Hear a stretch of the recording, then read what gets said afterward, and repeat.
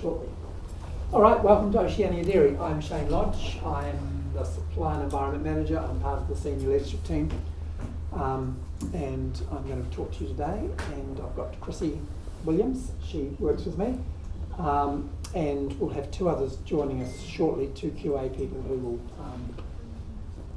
talk to you a little bit, but will also accompany us on our tour around. Now, has everybody signed my bit of paper? Just I'm doing this because normally when you come here you've got to log on a computer, and with 24 people it would have taken forever, so we're just doing it this way. A bit of health and safety. It's a safe site. I'm not going to take you anywhere that's dangerous, but when we go for a wander later on you will have to wear a high vis and some safety glasses. And when you see me take my safety glasses off, you can take your safety glasses off. If I have mine on, you have to have them on. When we go for a walk, we'll split you into two groups. Chrissy will take one group and I'll take another. You'll see exactly the same things, but it's just if we have 20 odd people, it's difficult to talk to you and difficult to see, so we'll split you in half. And the most dangerous thing on site, I guess, we do store some ammonia, and if there was an ammonia leak, you'd hear an alarm, siren would go. And just follow Chrissy or I wherever we run with us. Basically, ammonia gas will form a cloud and it will sort of float around. You'll see on top of the building there's a windsock, and that's there not because there's a helicopter pad on top of the building. It's purely so that we know which way the wind is going, so that if there was a gas leak, we would know which way not to go, or which way to go. So when we're out and about walking around, just do what we say. If something happens, we'll tell you what to do, and just follow the instructions. But as I said, the site is a safe site, and I'm not actually going to take you anywhere that's dangerous. All right, so you're all from Lincoln University. I went to Lincoln College, so it was before it was a university. When I was there, it was part of Canterbury University, but I was there quite a few years ago. And Chrissy unfortunately went to Massey, but that's okay, we don't hold it against her much. Okay, so what's the course you're doing? Can someone tell me a bit about your course? Food safety microbiology. Yep. Okay, and are you in year 1, 2, 3, 4? 3. Year 3. So you basically know a lot about microbiology and food safety. Have you've been to food manufacturers before as part of your degree? Mm-hmm. And have you all done some work in a food manufacturer or a laboratory? So yes, so there's a bit of work in the industry as well.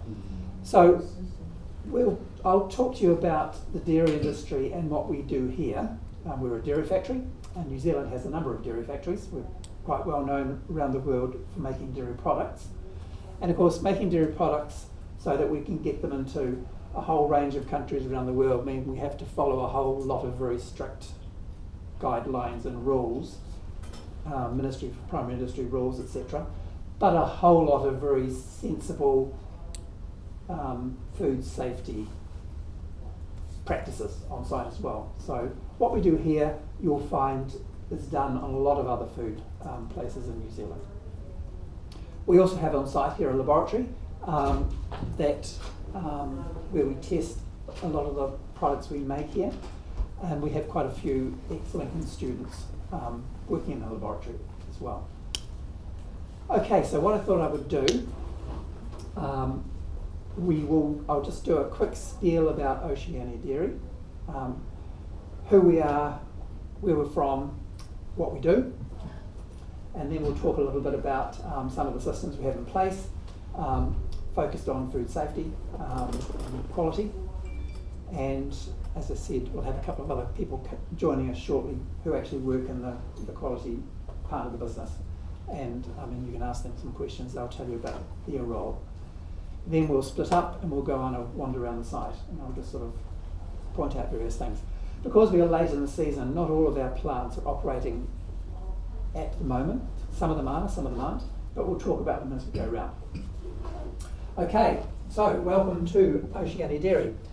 And because we're a Chinese-owned company and we have lots of visitors from China, there's lots of Chinese words in here as well. I don't speak Chinese, so please don't expect me to. but that's why the writing is there. So that's where we are. We've been around here since about 2014, and we'll talk about that in a minute. But before we talk about Oceania Dairy, we're part of the New Zealand dairy industry. I guess because you come from Lincoln, and Lincoln does have a dairy arm, they have a couple of dairy farms, etc. You may have been told a bit about the dairy industry, but I'll give you a quick rundown and our place within it. So we have about 4.9 million cows, that's quite a few cows, 11,000 dairy herds. Average herd size is about 444 cows.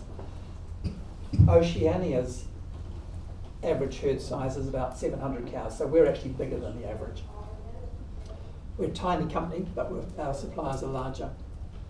1.7 million hectares farmed under dairy farming. About 35,000 people work in the dairy industry, so that's on farm, in factories, and associated with marketing, etc. 1.95 billion kgs of milk solids are produced, and that's worth about 21.7 billion at the farm gate. So we're actually quite a large chunk of the New Zealand economy. And I'm just going to get these two people to come in. Please come in. Hello, morning.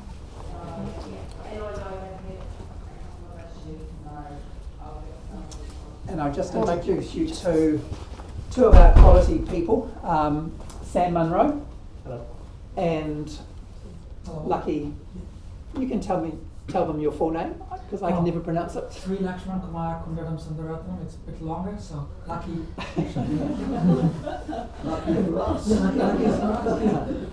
And I mean, as I said earlier, they both work in our quality department, and I'll get them to tell you a bit about what it is they do when we get to that stage. We'll just continue on our little spiel at the moment. So as I said, the dairy industry is quite a large chunk of the New Zealand economy. And we have been for a number of years, and we are likely to be so for a number of years more. So it's a reasonably significant part of the economy. The dairy industry has been growing quite a lot since the 1980s, but you'll notice in the last few years we've actually started to plateau. So there's a number of things causing that. There's a whole lot of environmental issues that are being addressed on farm, and a lot of them have the effect of not reducing production, but certainly making production plateau. So farmers can't put as much nitrogen on land as they were once able to. They tend to have less cows or fewer cows. They can't feed them quite the same. So there's some changes around greenhouse gases that are affecting dairy production. But it's not going to go away anytime soon.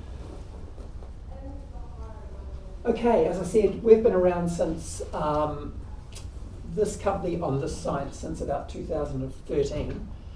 The company itself was set up in 2008 by a number of businessmen who decided they wanted to make a lot of money out of the dairy industry. So they set up a company called Oceania Dairy, but they never got any money to build the thing. So they were a name. They had the right to buy some land here.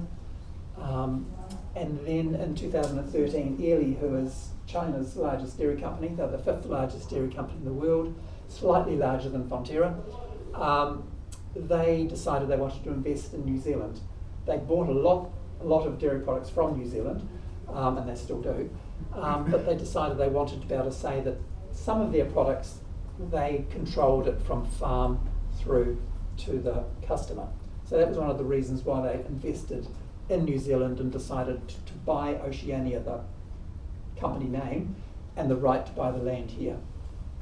So in April 2013, they bought that land and started building the factory here. So between April 2013 and August 2014, they built a dairy factory. They spent a significant amount of money building a dairy factory.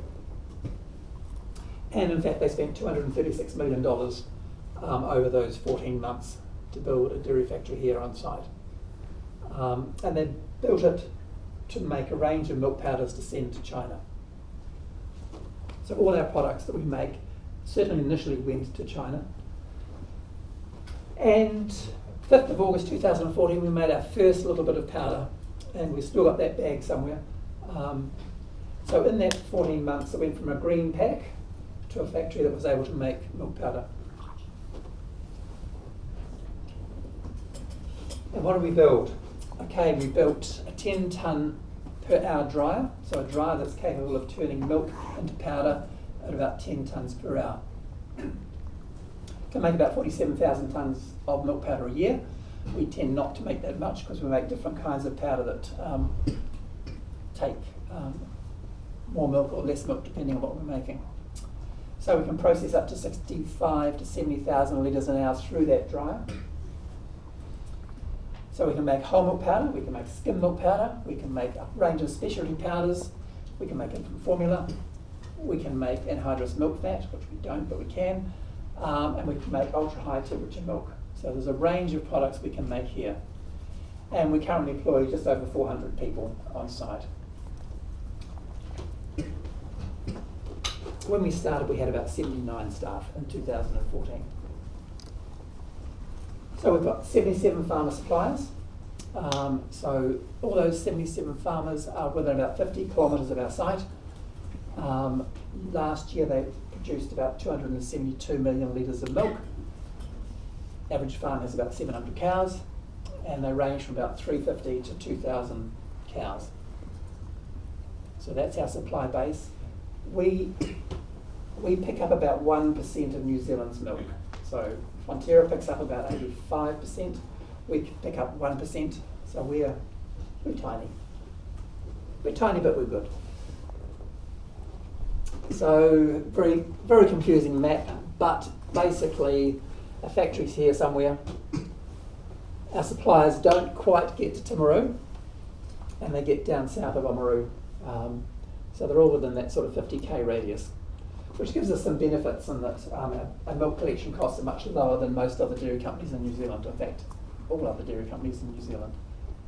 So being close together does have some benefits.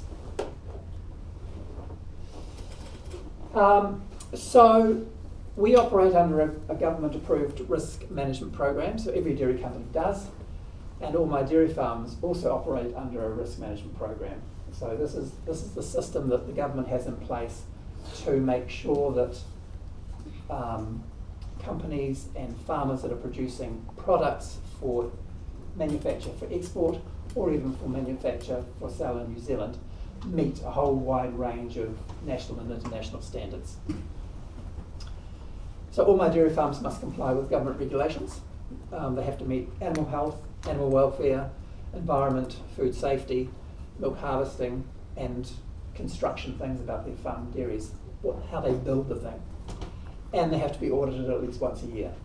So my farmers are looked at quite closely by us. We contract Assure Quality to go out and audit them. And we have a whole range of standards and things they've got to meet, milk quality standards and standards for building their cow sheds and standards for cooling their milk, etc., etc. So there's a whole range of stuff that farmers have to meet.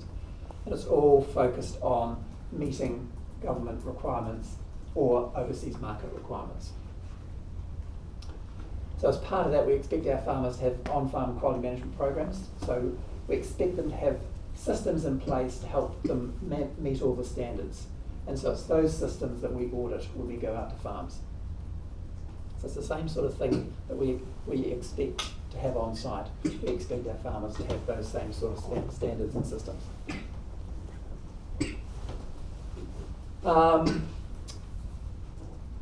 Farmers provide us with milk. We collect it once a day. We sample their milk. Every time we pick milk up, we take a couple of milk samples because we test it for composition, because we pay our farmers on the amount of fat and protein in the milk. We don't pay them on litres because litres are a bit of a pain for us because we've got to get rid of the water. So we pay farmers for the fat and protein they supply us because that's what we make products out of. We don't test our farmers' milk. We send our farmers' milk samples off to Milk Test New Zealand, which is a laboratory in Hamilton, And all dairy farmers in New Zealand, their milk samples are tested in that laboratory. What was the laboratory called? Milk Test in New Zealand. Milk Test. Milk Test in New Zealand. So they test all of New Zealand's farmers' milk. We expect farmers to have defined cleaning and milking procedures, cooling and refrigeration standards, and they have to show us how they meet those, and we actually test the temperature of their milk on a daily basis to make sure that they are meeting those standards. They can only use approved animal treatments on their animals. So MPI has a part of MPI called ACVM, Agricultural and Veterinary Medicines group, and they approve animal remedies, treatments for animals. So our farmers can only use approved treatments. They have to have systems in place to segregate their animals when they've treated them, so we don't get residues turning up in our milk.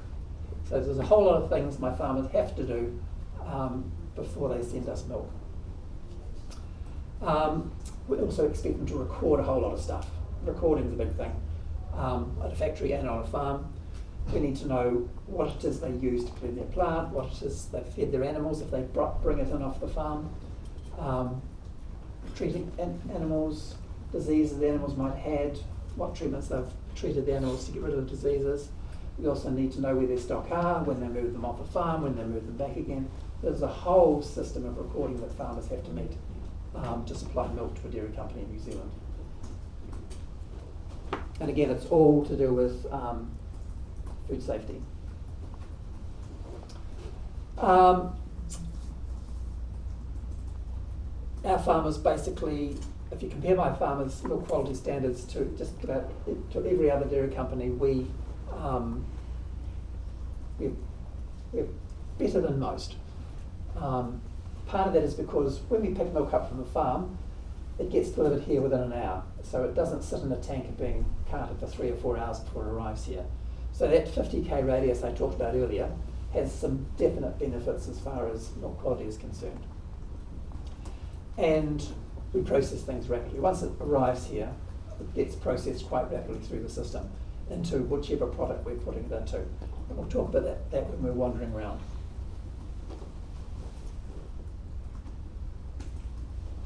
We also we employ local people. Our payroll is about $32 million a year. We purchase milk from suppliers, so we put money into the community for the milk we purchase. So last year we paid our farmers $231 million for their milk. So that's those two things added together. There's quite a lot of money going into the local community. We'll use local tradespeople where we can. And we also have a sponsorship policy, so we sponsor local activities in the area. So we try and be a good community member. We try and sort of fit in. So we pour lots of money in the community because of what we do, but we also do other things in the community as well.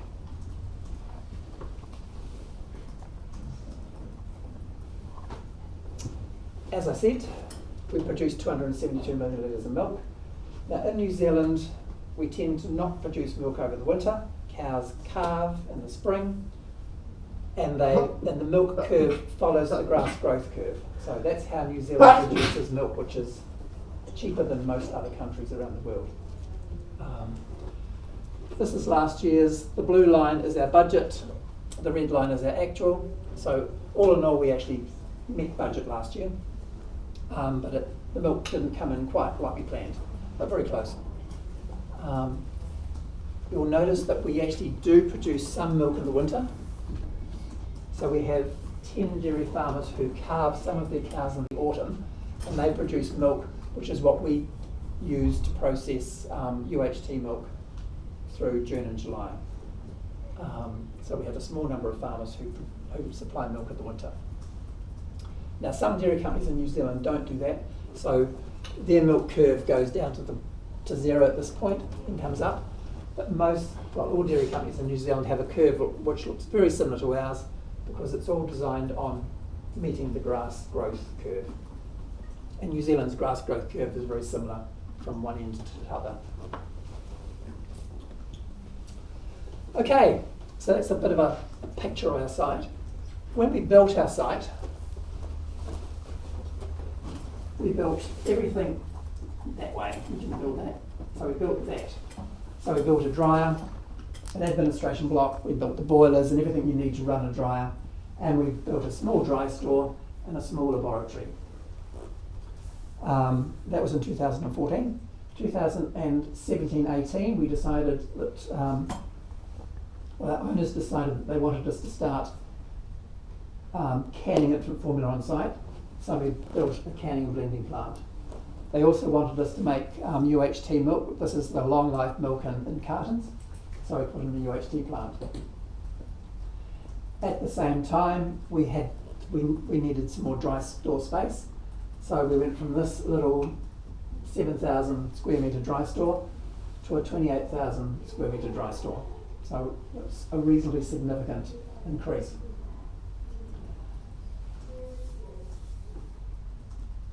12 months, 15 months ago, we finished a new laboratory. So we had a very small laboratory which did some in-processing testing, but our Chinese owners decided they wanted a laboratory that could do all of the testing on our products that were required. We haven't quite got there yet, but we're getting close. So we spent another $27 million on a laboratory. Interestingly enough, we have 400 staff. 99 of them work in this laboratory here, so the laboratory is quite a large proportion of our staff. So we're going to go for a wander around this, and we'll talk about what happens in various parts of the plant when we go around.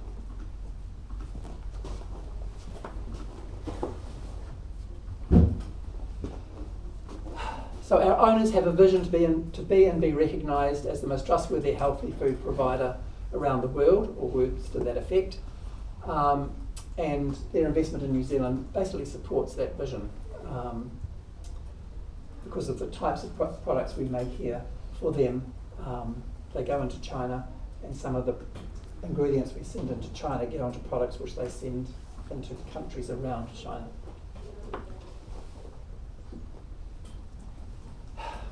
We're a dairy factory. We make lots of wastewater.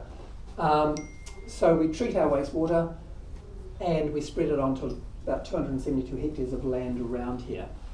It's a very good example of a sort of little circular economy because we pick up milk off those farms. We process the milk, we generate wastewater, we treat the wastewater, we spray it back on those farms, it grows grass, and that grass gets fed to the cows and the milk comes back to us. So we've got a little circular thing going on there.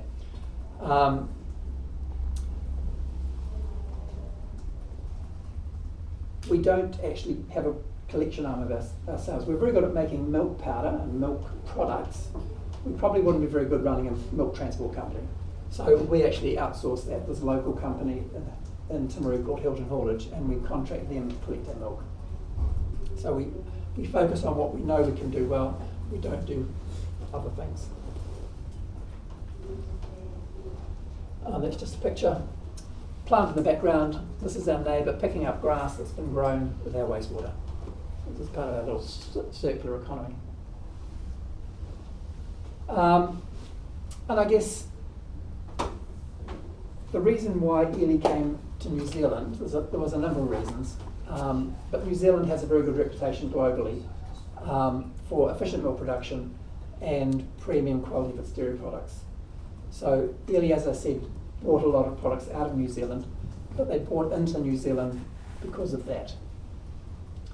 Owning the Oceania facility enables Yili to develop and invest in its own premium brands in China, confident of an unbroken supply chain from farm through to them. And they're currently investing further money on site over a 5-year period to extend the site. So part of that was the pouch line and other bits and pieces that we'll talk about when we're wandering around. So they're continuing to invest money on site. So they are into it for the long haul. We make things like infant formula. We make sachets of whole milk powder, and we make UHT. And then we make a whole lot of ingredients which we don't put into final packaging, which we send to Yili, but also to some other customers as well. because we don't only supply Yili anymore. We do supply some products to other customers. Some customers in New Zealand, but some customers overseas. Currently, we have a couple of main brands of infant formula, but we've just had registered in China two. Two are registered. Yes, so we're going to have three additional brands eventually registered in China.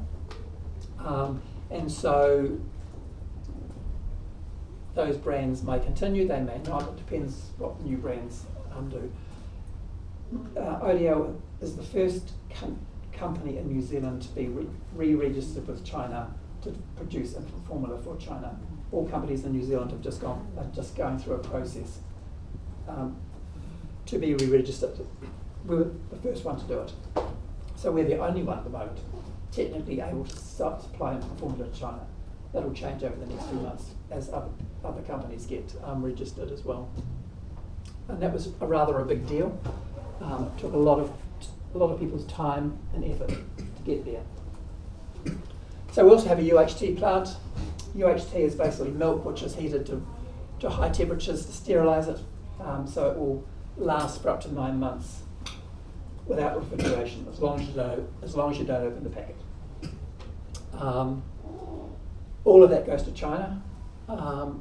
We make that particular brand there in 250ml packets, and because China like 250ml, we used to do 1 litre ones, but they stopped that, so we took out the 1 litre line and put in another 250ml line.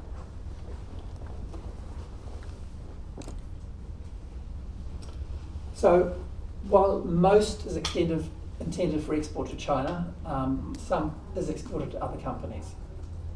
Well, that's 2 years old now. Revenue was 400 million in 2021. Last year it was more than that. But most of our products go to this, but we have sent dairy products to all those other countries that are blotted out in red there. So we are a global exporter. It's just that most of our products do go to China because that's where our owner is, and they want our products in China. But it's interesting, in 2014 when we started, Yili, our owner, basically didn't sell products outside China. They were very China focused, they were growing rapidly, but now they do actually sell products in a lot of countries around the edge of China, China-like countries. So they are expanding out as an exporter as well.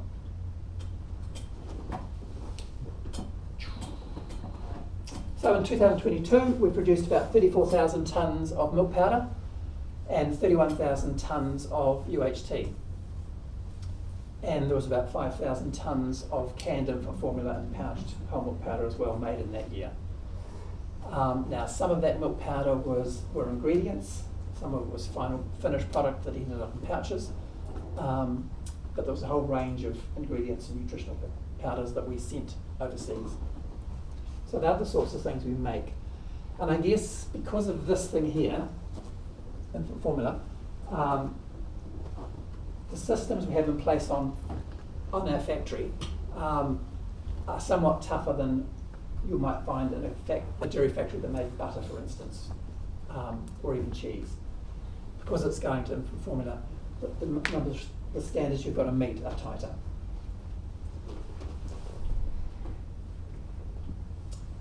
Okay, so what I might do is I'm going to introduce you to two of my quality people. I'm just going to get them to give you a quick rundown of what their job is and what their focus is before I talk a little bit about some of the systems we have behind it.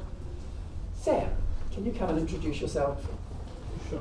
Sam's been here for quite some time. I employed him first to work in a little tiny laboratory, and then he escaped and works elsewhere.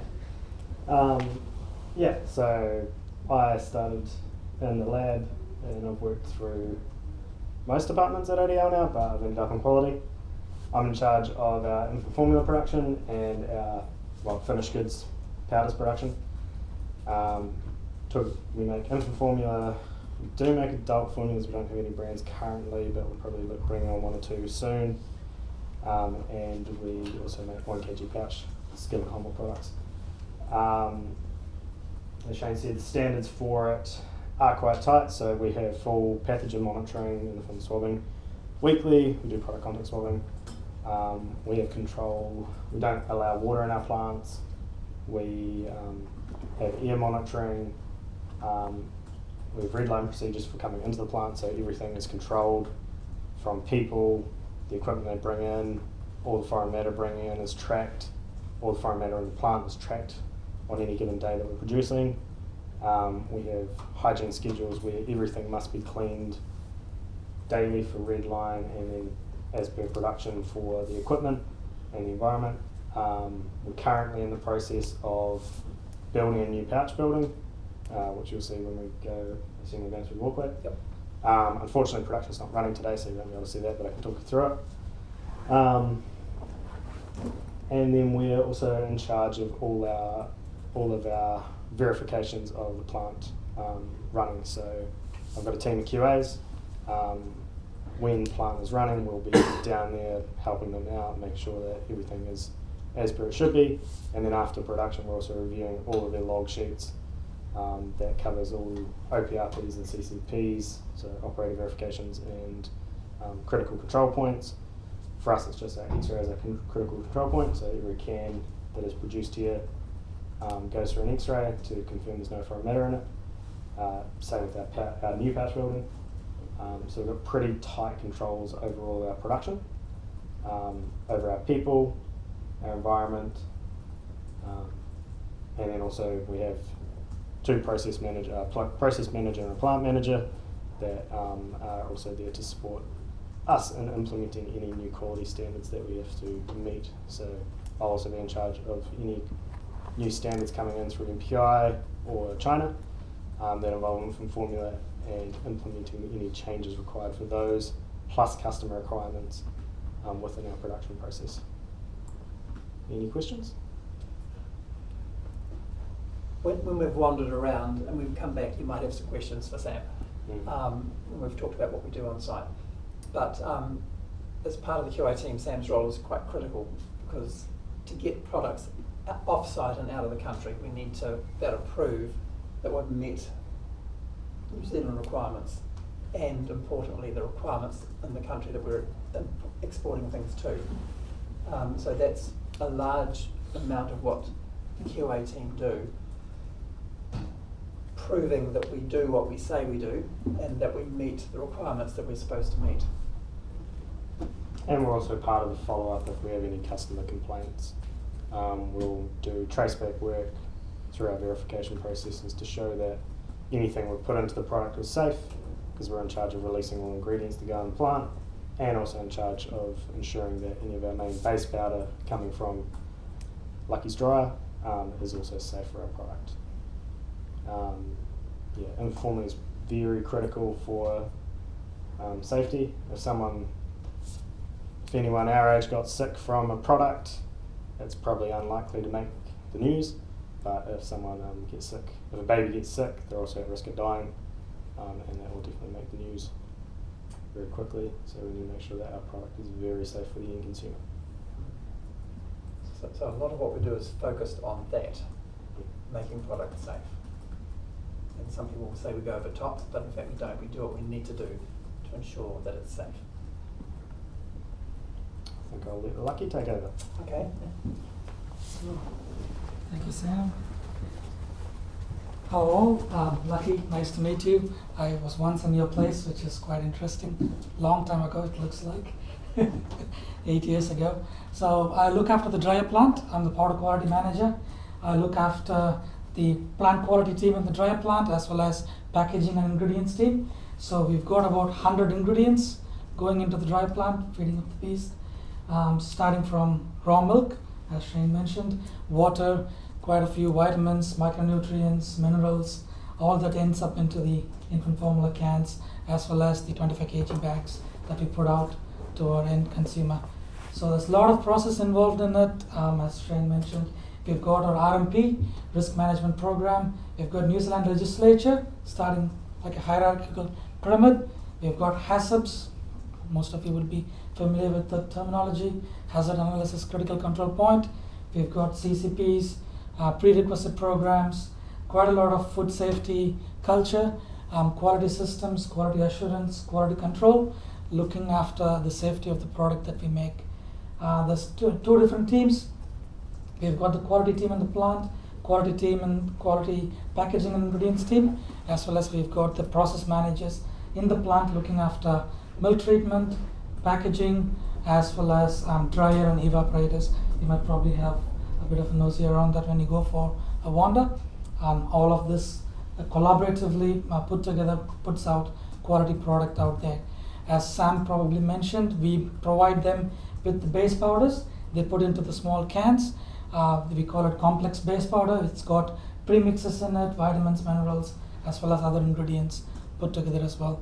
To complete the cycle, once the product is put out, if there is any customer complaints, whether it be from canning and blending plant or from the external consumer, we take care of that. We look at what is the root cause of it, how do we mitigate that in future, come up with corrective actions, preventive actions. We call it NCR, non-conformance reporting management program. So we have to make sure that the root cause of that issue has been identified and rectified, so we don't put out that same mistake again.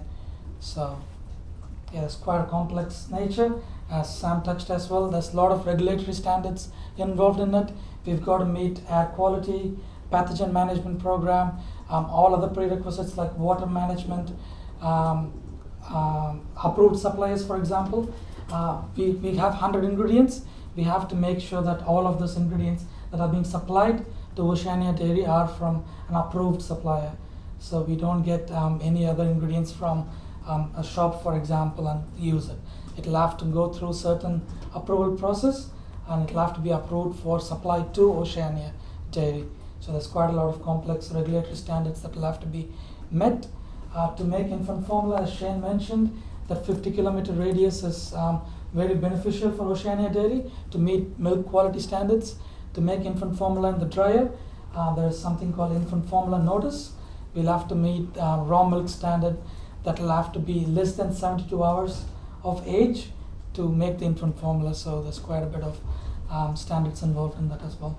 So that all of that put together, we make safe and quality product and meet the Yili's vision on top of that as well.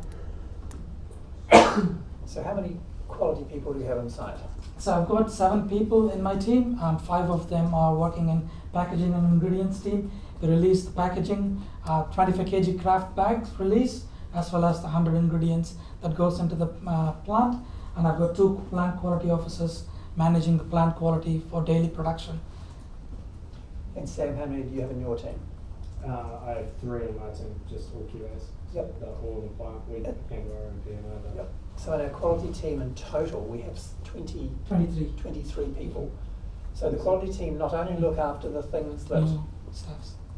Lucky and Sam have talked about, but they also do a whole lot of work in relation to exporting product, releasing product, so that knowing that we've got all the test results so it's safe to export. Doing all of the legal paperwork that you need to get stuff out of the country. There's a whole lot of stuff that the QA people do on site, but as Lucky also mentioned, our QA people also work off site because we have an approved supplier program. So they actually go and look at the people who supply products to us to make sure that they meet our standards or the standards that they're supposed to meet. So our quality team aren't based on site all the time. They do go off site to do various things. So our quality systems extend beyond our site. And again, that's quite common with large food manufacturers. Okay, so when we walk around, what I'm going to do is I'm going to split you in 2, and Lucky will go with one group and Sam will go with another so that they can talk about QA stuff as we're wandering around, but we'll get to that shortly.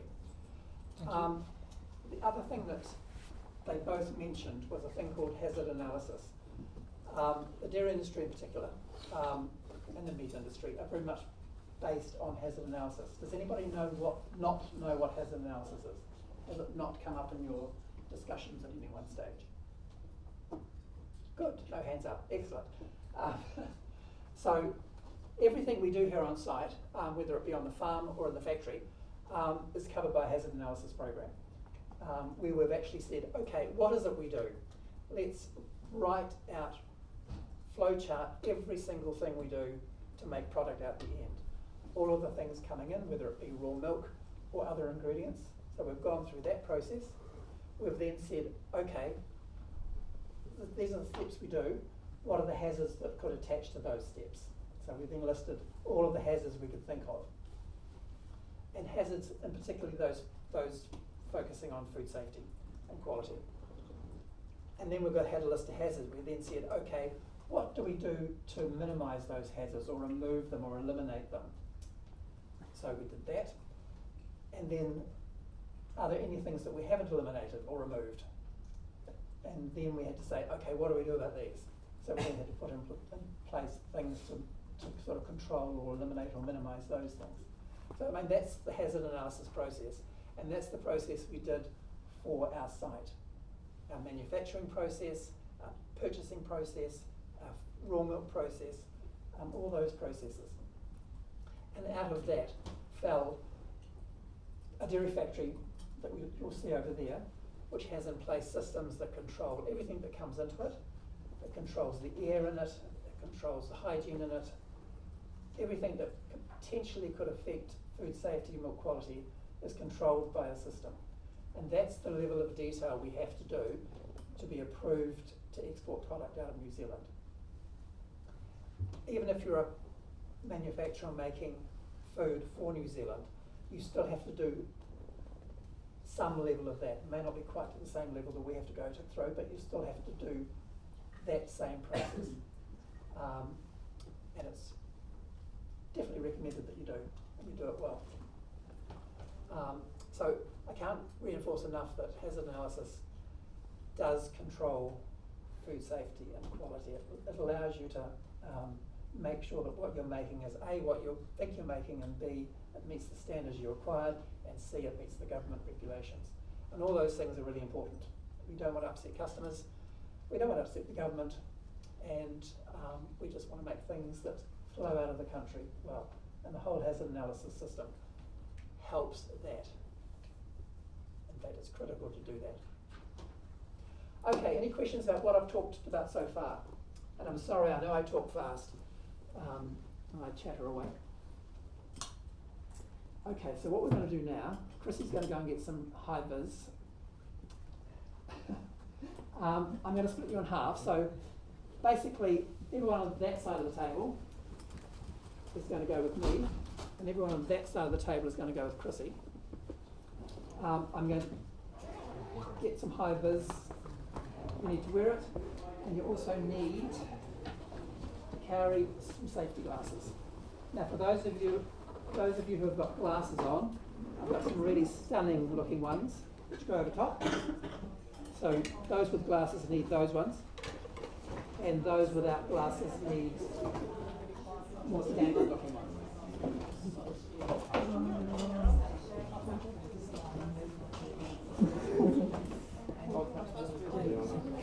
Just take one. Give one out.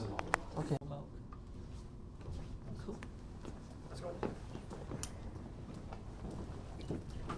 I have to do them.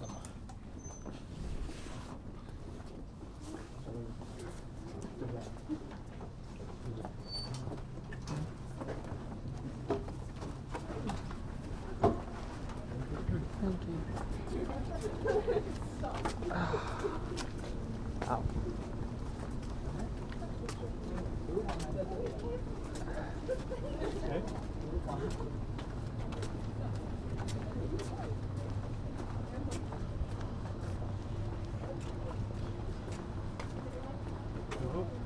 Original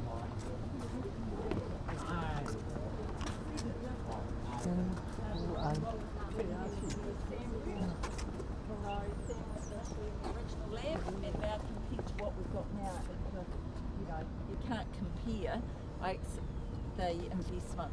So Sam, what was your main roles when you were? I developed chemistry methods when we first started up here, so getting fat, protein, what are the other ones? peroxide testing, foreign matter and stuff, all those test methods developed and accredited in here. Yeah. I lasted about 9 months in the lab before I got out. And went on to work in calibrations, Yeah. with Christy and a few other people in a different department. So But I it's grown guess a lot since then. I guess one of the things is for you guys particularly, Sam as a new grad, the opportunity to step through the different levels and go in a completely different way to what he was first employed as in that lab. So I think for particularly you at a university level is understanding some of that career progression and some of the things that your degree and your specialty and skills can lead you into, because it's in a milk processing plant particularly, it's quite broad. And Shane even did a stint in the processing side to get his head around what actually happens on the ground before he actually ended up in quality. So it'd be safe to say you've been through about four different steps really, I guess. I think I've had about calibration, 8 different contracts. in checks, there. yeah. So, and now, quality and compliance manager for powders. So, It's my longest job. yeah. Been in 2 years. But on site since On site for over 8. 28. So just, be aware that in some of these processing companies, it's not just, single vision. There's lots of other steps and stages for you if you're interested and want to progress, isn't it? Oh, absolutely, yeah. Right, we're going to have a quick look at you.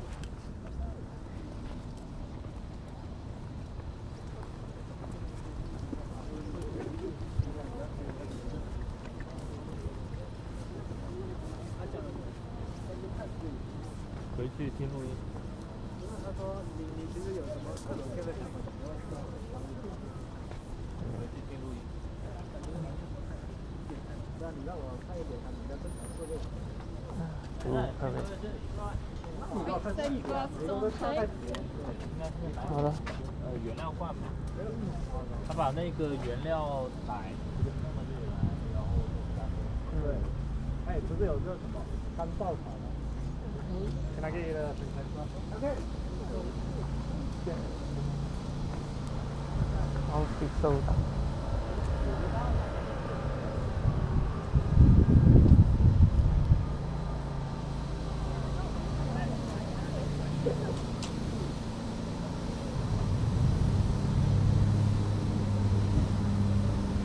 Okay.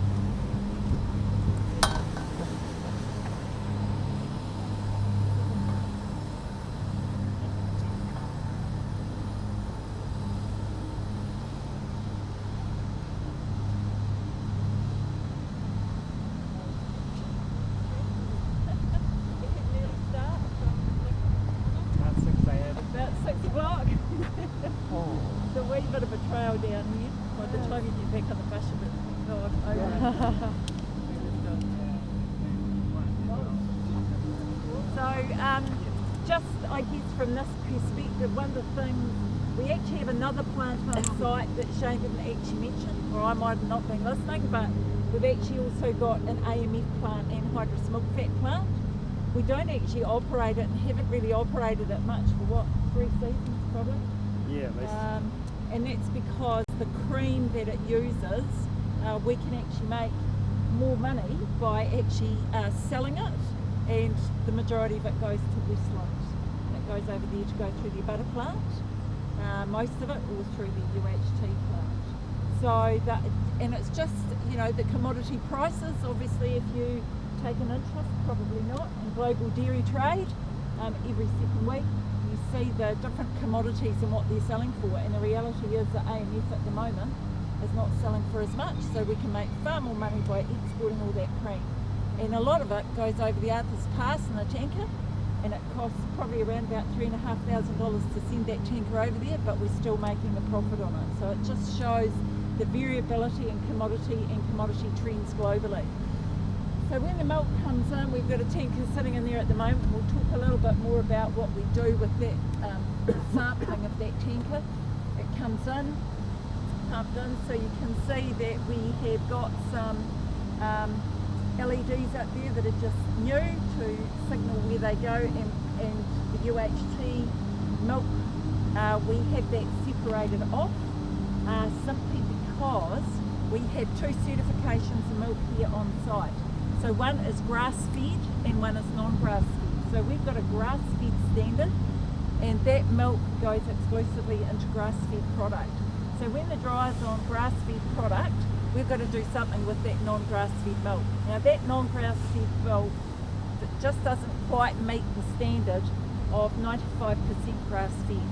Now the reality is that's because they put in a lot of concentrates like barley, palm kernel, soy, canola, or other things other than grass or green forage. And so those are usually our winter milk farms. And what throws them out is the fact that they have to feed a lot of other feeds over the winter to be able to produce milk. So they fall outside our grass-fed certification, and so we can't put it into the dryer if we're on grass-fed, and so it goes to UHT. And that's why we have a dedicated UHT bay, and we have to do a lot, and Sam can probably talk to this too, quite a lot of traceability to prove that the claims on our product are actually correct. So you can see that the tankers at the moment have only got 2 bays to go into, and you can see that one is actually, it's got bay closed CIP mode. So you all know what CIP is? No, it means cleaning in place. So when we talk about a CIP, we talk about the cleaning of either the tankers or the actual plant itself. So milk comes in, it's pumped through into the silos. I always get the ones at the back are raw milk, aren't they? Yeah, the tallest are raw milk. Raw milk. One in front here. Yep. And then there's other silos for oil. So when I talk about oil, this is food grade oil. That's the 4 small ones that are kind of just beside the massive one in front of us. Yep. And then some of them are the standardised, aren't they? Yeah, so they're batch the tanks. 3 at the back against that side. The second tallest. Yeah. So when the milk comes in, it goes straight into the raw milk silos before it goes into what we call the wet process part of the dryer. So, Sam, do you want to just quickly tell them what wet process does? What's the initial steps in the dryer? Sure. For a wet process, milk comes into site. It's unhomogeneous. It has fat and protein levels that we can't know unless we test them. So what we do is we put it through a bacterfuge first. That gets out some of the grimy milk that might have a bit more bacteria in it, and then we process it through a separator that splits it into skim and cream. We'll also keep some of the raw milk in reserve if we're running whole milk, because we just standardise against that. Then we have our standardisation process, which will recombine that while testing it live as it's processing it to get the right fat and protein level for whichever products we're making. That's how we do just whole milk powder here. That's nice and simple. Then we start talking about a specialty product, so it's the same process, but instead of then going into our standardised silos to go into the evaporator, we also add in a mixing section which involves, whole milk also involves a little bit of mixing with lactose and water to standardise that. But for specialty products, we have our lactose, all of our ingredients, they all get mixed up with oil as well in our mix tanks as everything gets combined through an all mix. And then we also have another series of small tanks for doing micro ingredients that can either go directly into a standardised milk silo or into the mix tanks with the all mix again. So that can get heated and cooled simultaneously as it's getting mixed to then create a standardised batch. Can't be done continuously. Standardised batch of a specialty product that gets finished off in the correct levels in the batch tank before we do batch by batch through the evaporators. And so when you were back in the room where Shane talked about a 72-hour requirement for milk, so that 72 hours is when we're on infant, and that is from the time the first milk hits the silo on the farm to the time that it hits the evaporators in the wet process. The reality is 72 hours sounds quite a long time, but if you take off the fact that we're collecting milk every 24 hours, so they'll milk this morning, and we'll collect that milk after we've basically got 2 milkings in the silo before the next milking. So that milk's about 24 hours on site. So we've only got 48 hours after that to make sure before it hits the EVATs. So actually the time point comes down quite quickly. And so part of that traceability that Lucky and his team does, they work with me particularly around where that milk is and what time it's left farmed and how old it was when we collected it. So, and then we'll talk a bit more about the dry process when we get inside. We'll carry on through utilities. You can see the tanker before came through this hoop wash, and so effectively on farm the milk has to be chilled to 6 degrees within 2 hours of the time that the cups come off. So you guys, as good food safety, will know that if you can get that raw product down at a really low temperature, you're going to inhibit that bacteria growth. So what is it? They double every 20 minutes at 20 degrees. So of course it comes out of the cow at blood temperature, and we have to get that milk down fast. So 6 degrees within 2 hours, when the last set of cups comes off at the cow shed, it's then stored, must be stored in the silo at 6 degrees under refrigeration and agitation. Tanker picks it up roughly every 24 hours, pumps it on, unrefrigerated from that point on. So they come in here, and effectively what the hoop wash does, it takes off a bit of the muck that they've picked up in terms of dust or debris that the tanker's picked up. Because as you can imagine, there's a lot of gravel roads, and it just damps that down to try and just eliminate some of the rubbish before they actually start to come home. Even though it's likely that will never touch the raw milk, it's just the first stage in terms of trying to limit any contamination. So we'll wander over and have a look at utilities, and we'll talk more about the raw milk stream.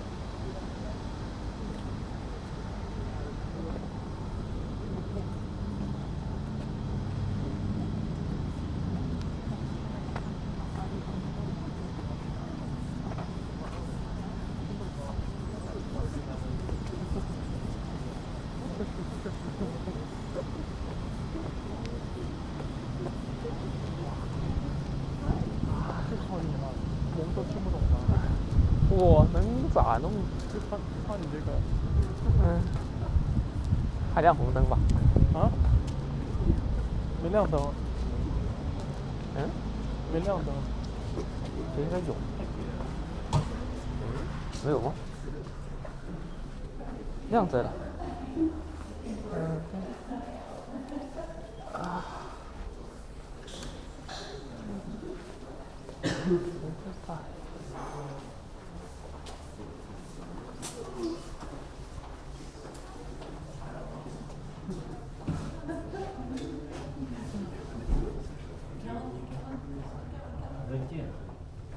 Right, when we walk down the hall here, you can just have a quick look. So the first photo is the green paddock that was acquired in 2013, and effectively this gives you just a quick pictorial of the stage 1 construction, which was the bit that Shane showed you on the map, showing the small lab, utilities and the dry. So we can have a quick look at those as we head down to the milk reception and control room.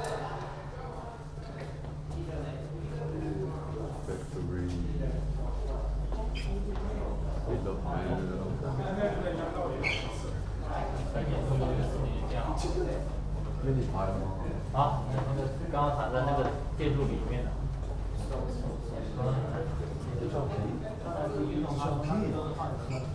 哎，咋还没来过？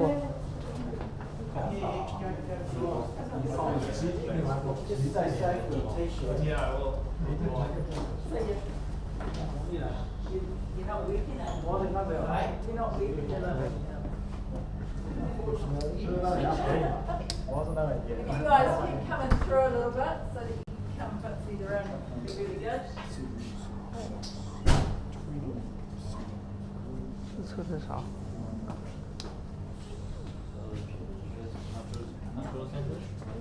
Yep. Yeah, so we'll tell you a little bit about that.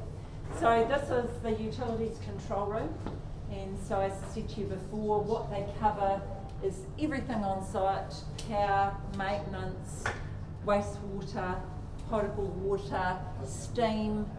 Obviously the boiler generates that steam, So everything to do with, if you like, the side bits of it. So on this side, we've got the wastewater disposal. So when the water comes out, and there's always a lot of water coming out of the plant, because we do a CIP cycle, what, 20? Yeah, every 24 hours plus production. Yeah, plus production in the plant. So there's little bits of the plant, if you like, being cleaned all the time.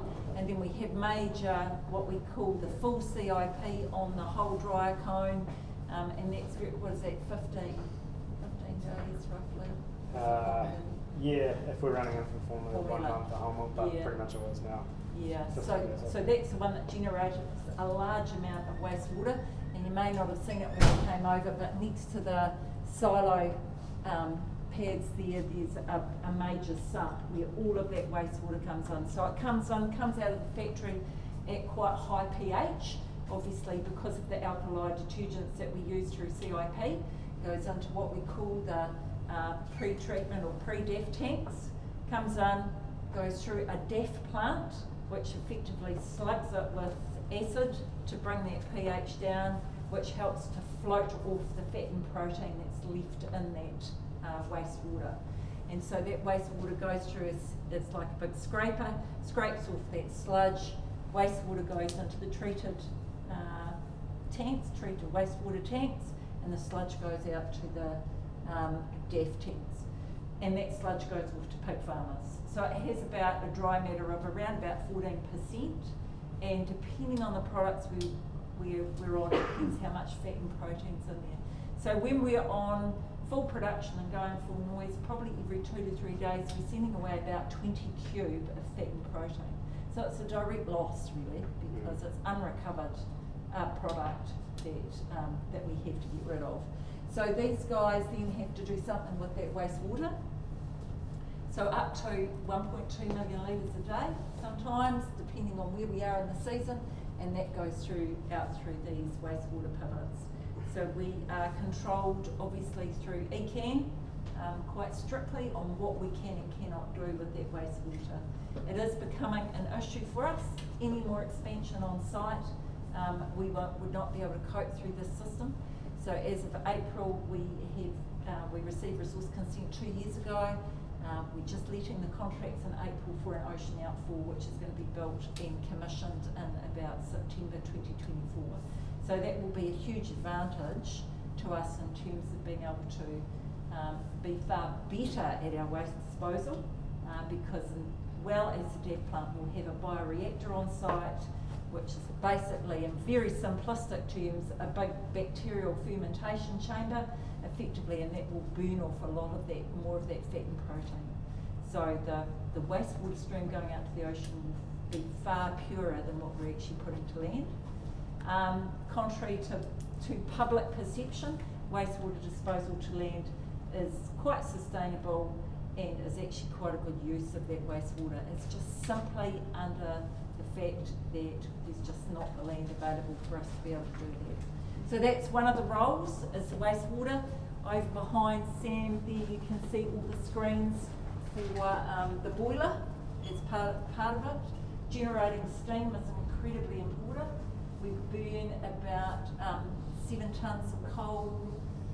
I think it's The big ones for the dryer. Yeah, a big one's dry. Yeah. And so This one's the boiler here.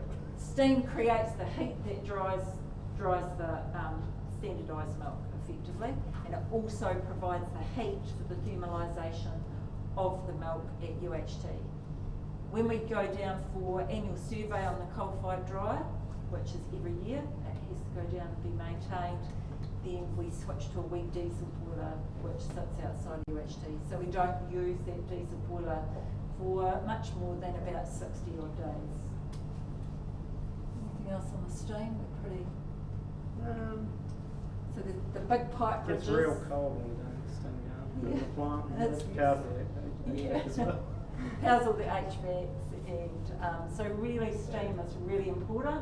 The dryer can't do anything with that. No, so by 2040 we have to make some commitment prior to then to changing from coal-fired boiler. So we're in the process of looking at biomass as an option. There's not a lot of options out there, to be perfectly honest. And when you look at the footprint of being able to get biomass onto site, the footprint's not greatly different to coal. So it's actually a real dilemma for us, particularly in New Zealand, in terms of how we actually transition those coal boilers. There's some companies trying to use wood chip, but the amount of wood chip required to power New Zealand's coal plants for the dairy factories would be more trees than what we have here. Yeah. So it's So not sustainable. the sustainability space is quite fraught and quite difficult. So, but we're working through that process. The same with electricity. If we put on the electrode boiler, we could do it, but the reality is that infrastructure to deliver the amount of electricity we require to site, the infrastructure's not there. So there's all these kind of cart before the horse, chicken and egg type scenarios that we're trying to work through. So there's a huge issue nationally, as Sam says, about It's good technology and water stacks for trying to decrease the amount of emissions. And the that reality actually is, coming out again, versus we're just controlled by popping out. emissions. And so if you have a look at the top of our stack, you won't be able to see anything coming out of it. And often what you do see, if there is some white cloud, it's just it's condensating But that's in just the people around. atmosphere and it's actually moisture. It's So very just rare I get quickly that these before we days. move on, if you have a look over here, the other thing that happens here, we had 2 tanker drivers on before with milk. This is milk reception, and so at every farm there are 2 samples taken on an automatic sampler. This one's for composition and also looking for any additional water, so we test for freezing point in this one, and this one's for all the micro tests. So we do a range of tests on that milk. We'll require that to be done at Milk Test New Zealand at Te Rapa in Hamilton. So we send these up. So these samples that have come in this morning, so we've had 2, 4, 6, 8, 10, there's 12, about 11 farms have been collected this morning. They will go up at about 4 o'clock tomorrow morning to Te Rapa, and they will be processed. So everything that went up this morning is actually being processed about lunchtime, and we get the quality results by about 4 o'clock, 4:30 this afternoon. So by that time, most of the raw milk has potentially been processed, yesterday's milk. So our only recourse on that is to be able to penalise farmers for it and require them to do something about it, particularly around those micro tests. So Bacto scan takes 2 days to get a result, Thermodurix takes 3 days. So some of those results, there is a time lag. The other thing that we do is we take a composite. This is a composite from the whole tanker and trailer, and we retain that on site for 7 days.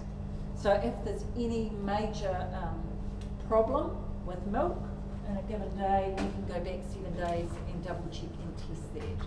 So you might not be aware, but there was a skier in Sri Lanka a few years ago on DCD, which is a nitrate inhibitor, and milk that Fonterra processed.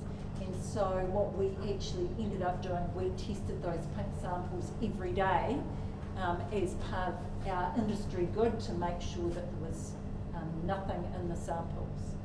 So it comes in here, the tanker drivers test samples from the truck and trailer for temperature. It has to be, our acceptance temperature is 10 degrees or below. If it's above 10 degrees, then we have to go to the dryer, get them to come over, and they do something called a titratable acidity test on it to see how much lactic acid is in that milk, and that will give us an indication if that milk is actually on the decline. So we have very few consignments that would be at that temperature, and so if it fails the TA test, then we condemn that tanker. This other thing that they do is that they take a strip for antibiotic residues. So the tanker drivers have these strips in their tankers, and so what happens here is they take a small sample of the composite at the end of the run, put it into the strip. They have small incubators on the truck, stick it into the incubator, bring it in here and put it through the Rosa reader, and that gives an indication if there's any antibiotic residue in that milk. If there's any antibiotic residue, we then go to a Delvo test, which tests the milk on the truck and trailer, and it takes 3 hours to incubate that test. So again, if there's antibiotic residue, then that milk is condemned. So it usually goes off to pig farmers.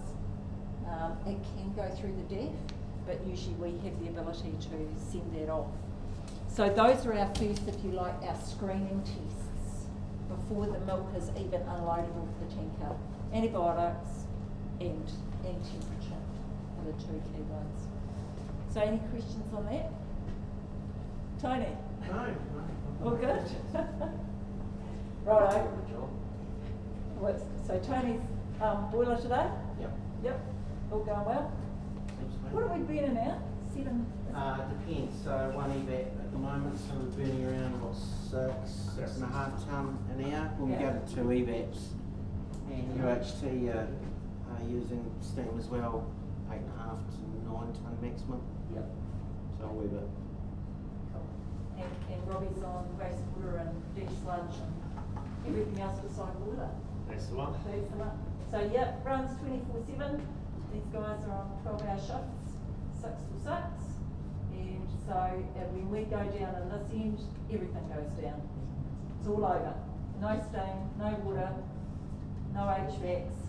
So it's a critical part of our infrastructure to make sure that all these parts of the site are carrying on. What's that? Canning could run. No, not without HVAC. Not without HVAC. Sam. Can I just ask one question? Yeah. What antibiotics do you actually test for and why? What antibiotics do you screen for? So all the beta-lactams. Right. All the beta-lactam families. So some of the other drugs that are used on farm, like some of the non-steroidal anti-inflammatories, we can't pick those up. So some of that, if a cow was still within her withholding, we rely very heavily on the honesty, I guess, of our farmers, because those things could be picked up in end product, but we would not pick them up with that antibiotic screen. So they're penalised incredibly heavily. Yeah, I remember that. Yeah, 300% of the value of that milk, of their milk, so they don't get paid for it. So they get a 300% penalty, and if that milk has gone into any other milk from another farm, they actually pay the value of that milk. So the biggest, probably the biggest ones that I've handed out is 40 grand. So that is a huge amount compared to the amount of milk that that particular farm supplied.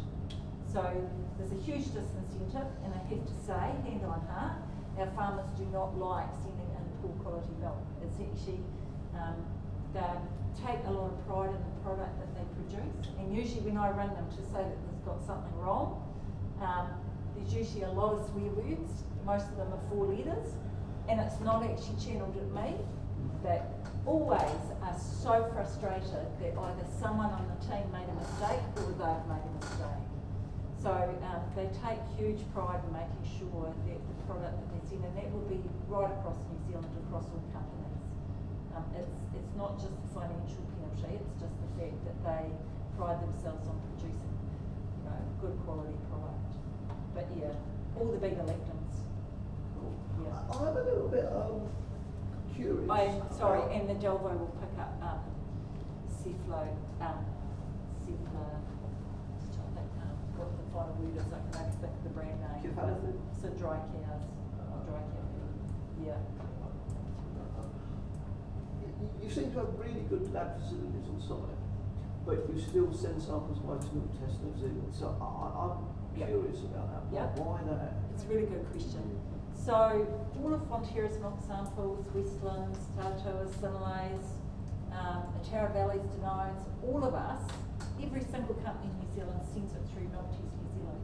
So when I showed you the green sample is for composition, so that's fat, protein, lactose, total solids, milk solids in that milk.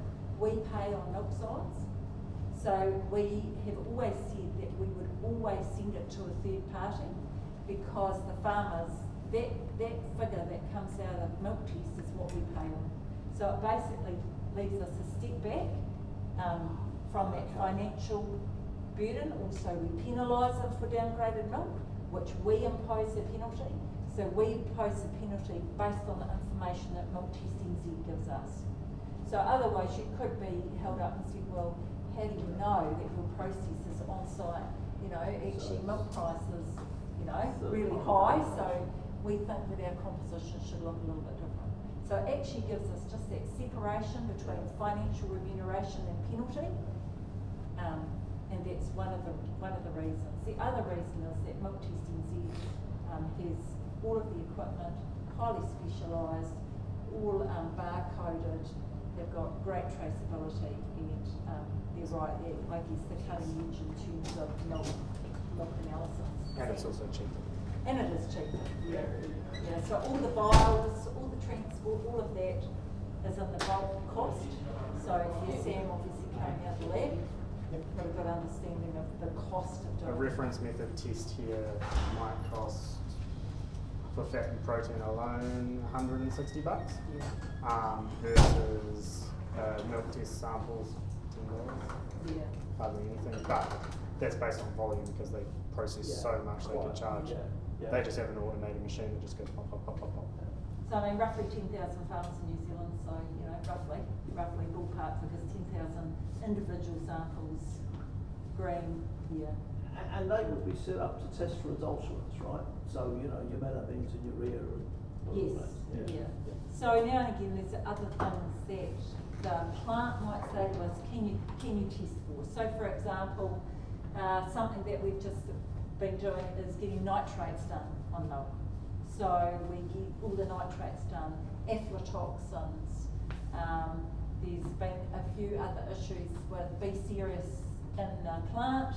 So we're actually going to get B series done on site. But there are other things that we would look at that the plant might say, well, can you go and test for this? Chlorates, for example. Perchlorates are becoming a bigger issue overseas.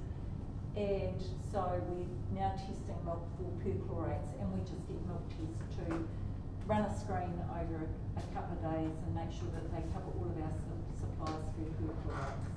So perchlorates are produced from chlorine products when they get a little bit older, and it's becoming quite a focus point on the global market. So we've just done a screen of all of our supplies in March, and we're well below all of on individual results.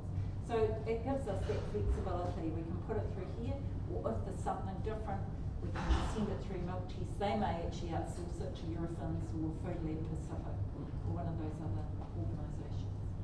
So yeah, we can get quite a raft of tests done. Righto, team, whack your safety glasses on. We'll get up through here.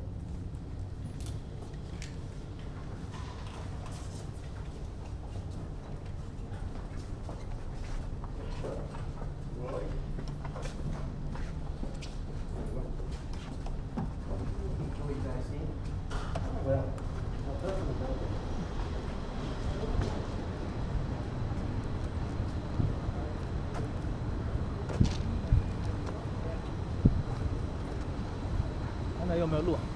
有啊，一直在录。这次我改进了一下外部供电，这次能录到整个卡都存满了，对不对？真的是有点听不懂啊！我靠，他已经刻意讲慢了一点点了。我靠，他还是听不懂啊！哎，只能看油管，它翻译出什么东西。哦，油管可以自动识别字幕。对，油管的字幕我估计它也费劲。也行了，他选择什么印度英语、新西兰英语这些的。哦，还有这样的选项。对，他们 AI 已经喂得很强大了。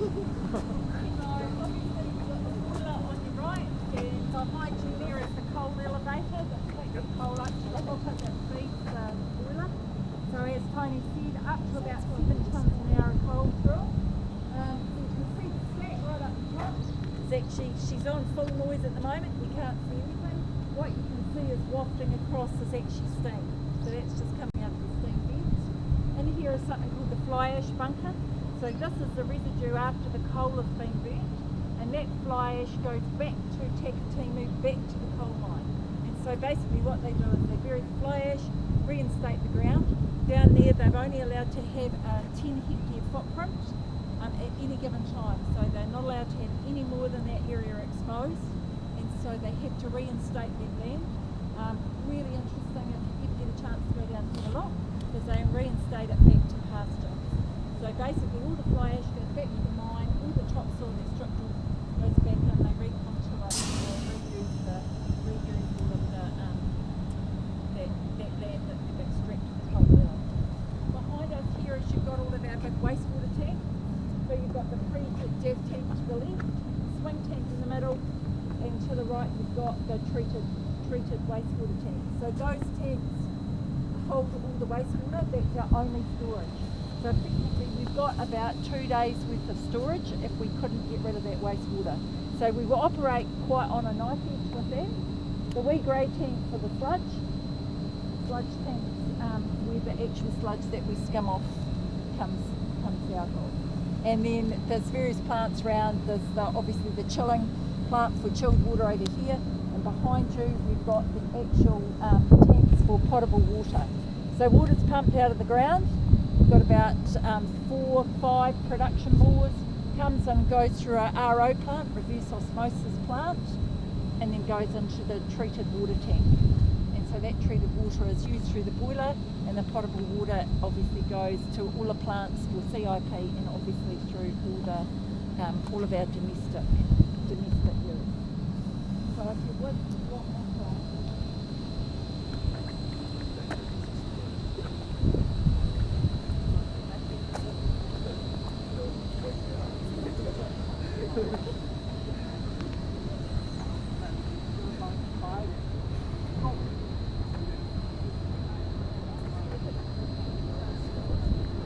这边就是干嘛用的？这刚刚说是处理废水是废物罐嘛？废水嘛，对啊，废料。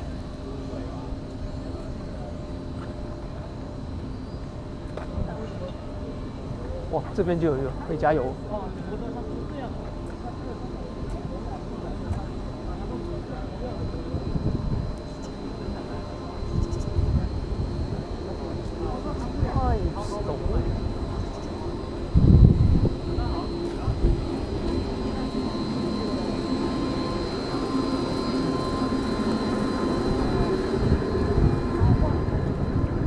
So these are the 2 DEF units. I won't take you right round, but have a look at the doing.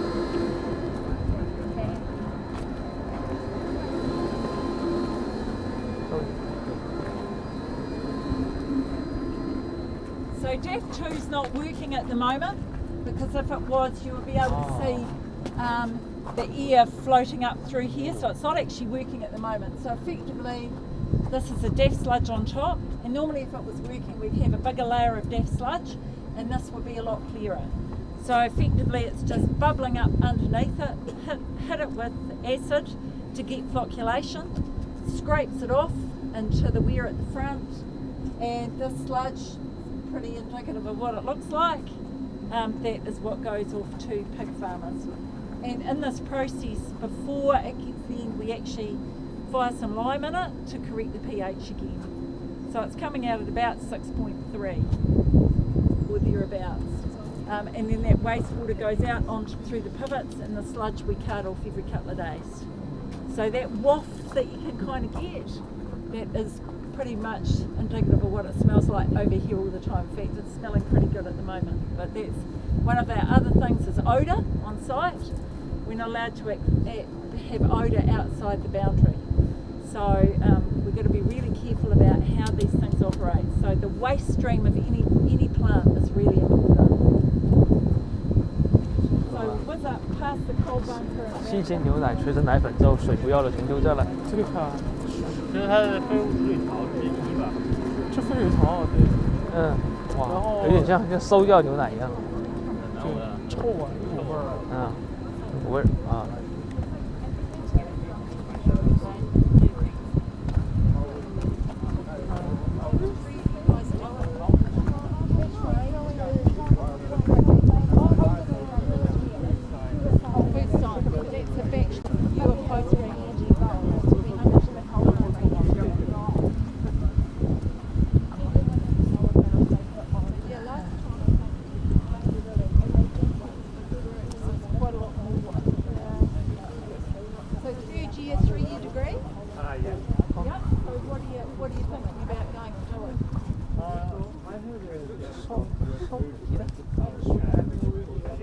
说这加热烧煤的吗？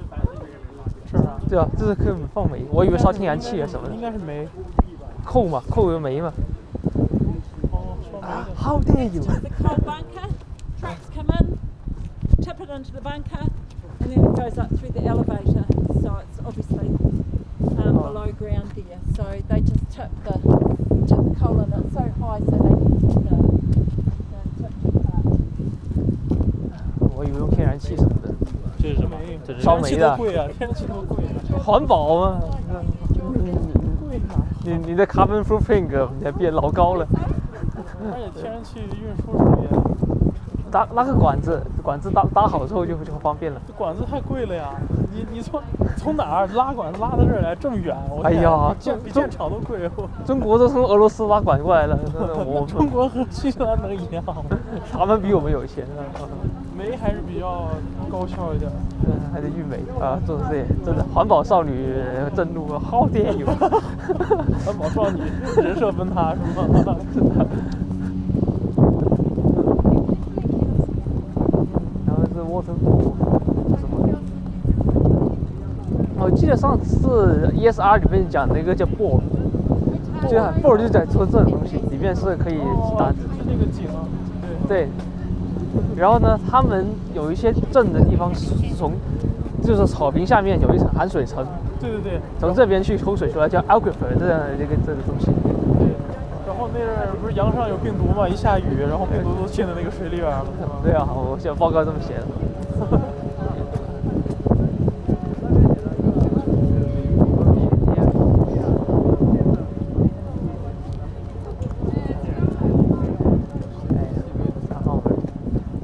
毕业之后来这里实习不？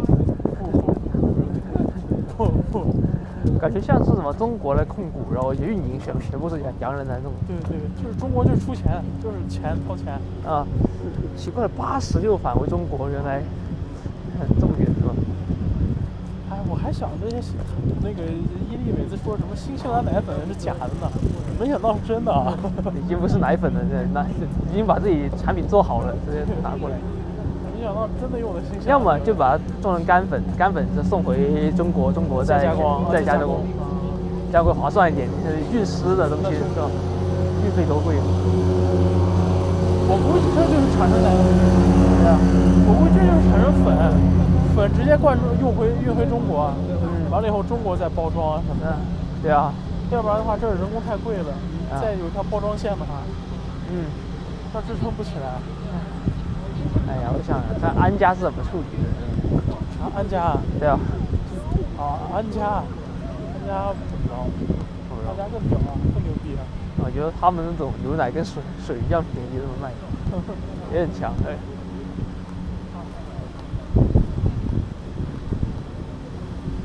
哦，这次，哎呀。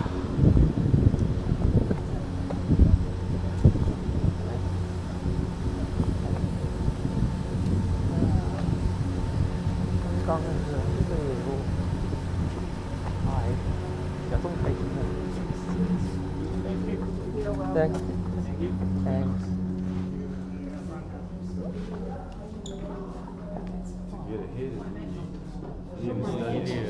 Ah. 先做伊利人，后做伊利，有点那个珍惜公司鬼的味道在里面。Just really quickly, this is the entrance to the dryer. So when you come into a milk processing plant, it's actually, believe it or not, just breaking to the end a lot to see.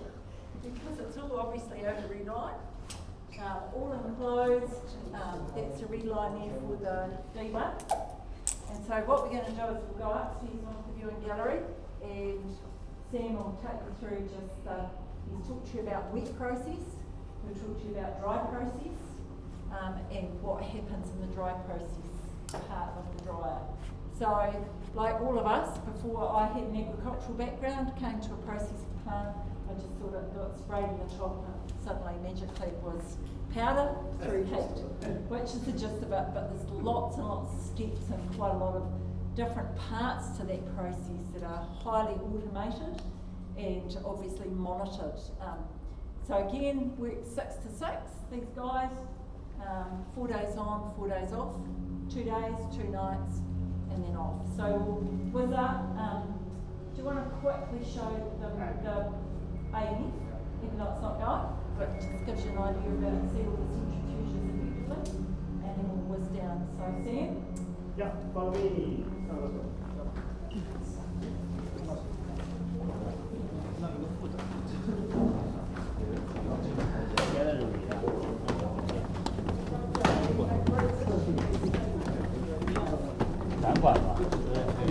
你要跟上啊 ，bro， 你要跟上啊！啊，这第一视角，啊这，你要跟上啊！行了，你不跟上，很 rush 了，哎，哇，我有看到我的罗永浩，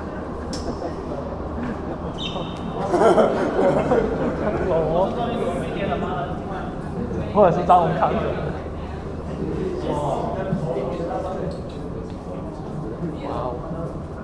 That's just the warehouse. Try to, we have the windows for the warehouse. Try and look down there. So this, down in here is our AMF plant. As talked about, we're going to run it right now because it costs, AMF costs less than the raw ingredients to make it. That's why we just sell the cream. But if we can, if the price is right, then we will make it. Effectively all it's doing is we take cream, we put it in here, it goes through 1, 2, 3 different separators. One to get the majority of the leftover protein and stuff off, one to get add water, and another one to get water and any impurities off, and then also a phase inversion one to refine it to just oil. Also goes through homogenation to switch it from water immersed, oil immersed in water to water immersed in oil phase. That can get the last of the water off as well. We still keep this plant, and then we put it in big drums, like oil drums, and then they can be exported to anywhere in the world. This plant is still maintained in COP every week, so that if we did need to run it, we could just turn it back on at a moment's notice. It's still part of our RMP and everything, so we still need to maintain it. But it's a pretty simple process. It did run quite well.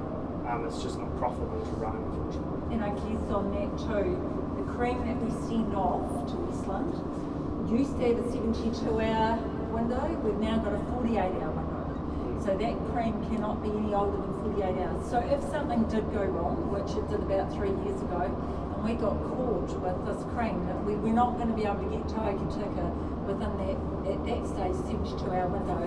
We actually did do a run of AMF, but that was the last one we did. But like Sam says, it's there. If we have to pivot, we can pivot quite quickly. So we'll whiz down and have a look through the windows. This way.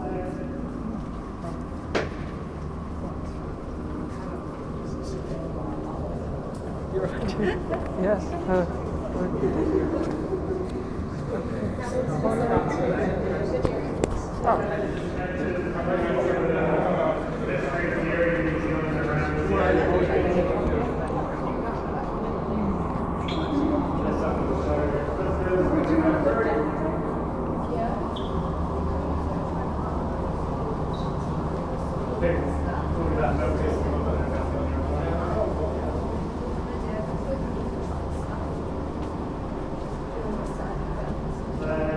See through these windows, the entrance to our back room down here, and dispensary at the start of our warehouse, and also underneath us is a liquor tin.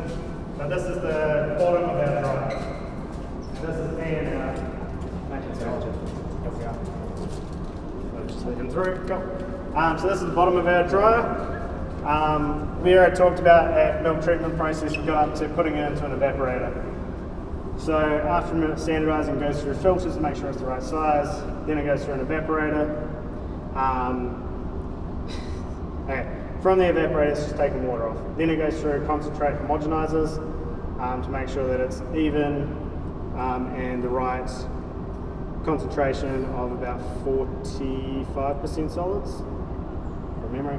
Then that concentrate is put via higher pressure straight up to the top of the tower and put in through dry spray nozzles that are designed in particular ways to direct powder and also how much liquid can be going through them, so spray droplet size at a time.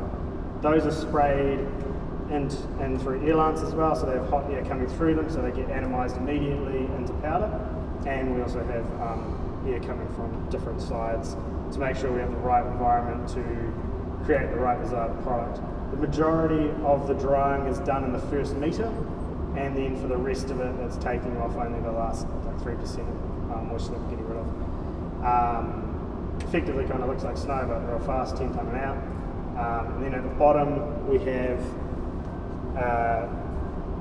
static fluid bed up those stairs, which is just the bottom of the dryer with air being pumped up, aerating it upwards, and then a shaking fluid bed. So both of those do now a little bit more drying, another I think 3% between them, but that's just to get rid of the very last moisture until we get down to below 3% moisture for our products.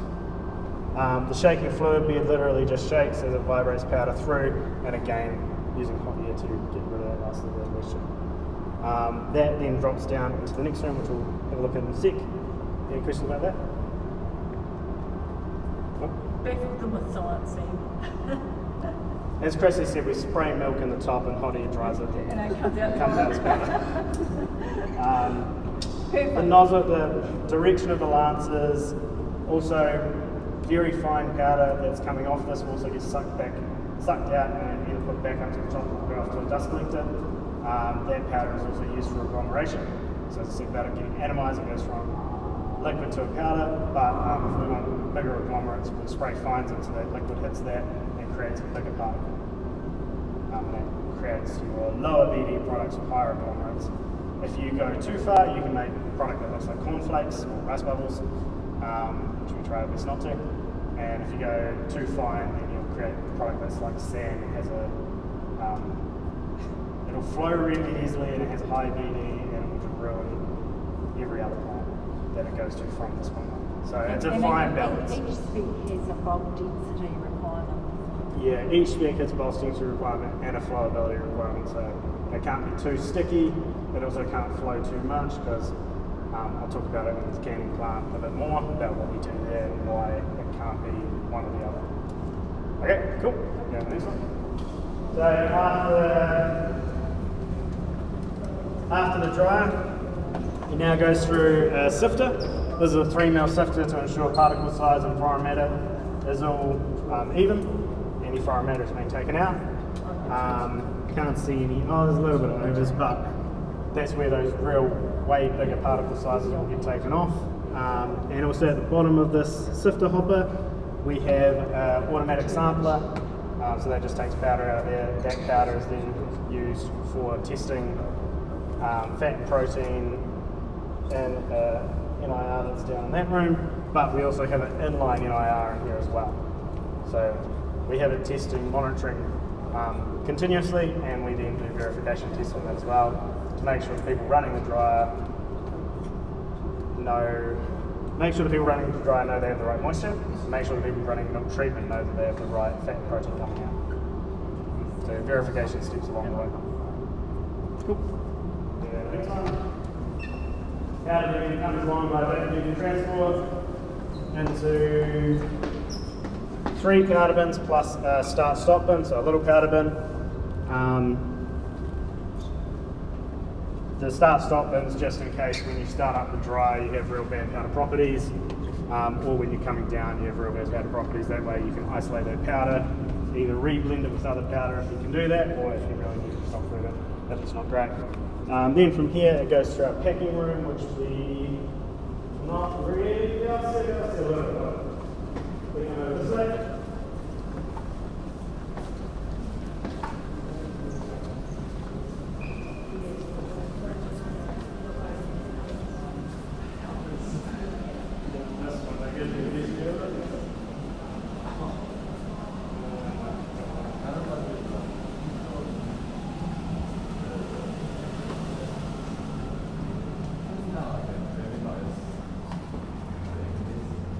So that's our packing room there. You can't really see it from out here.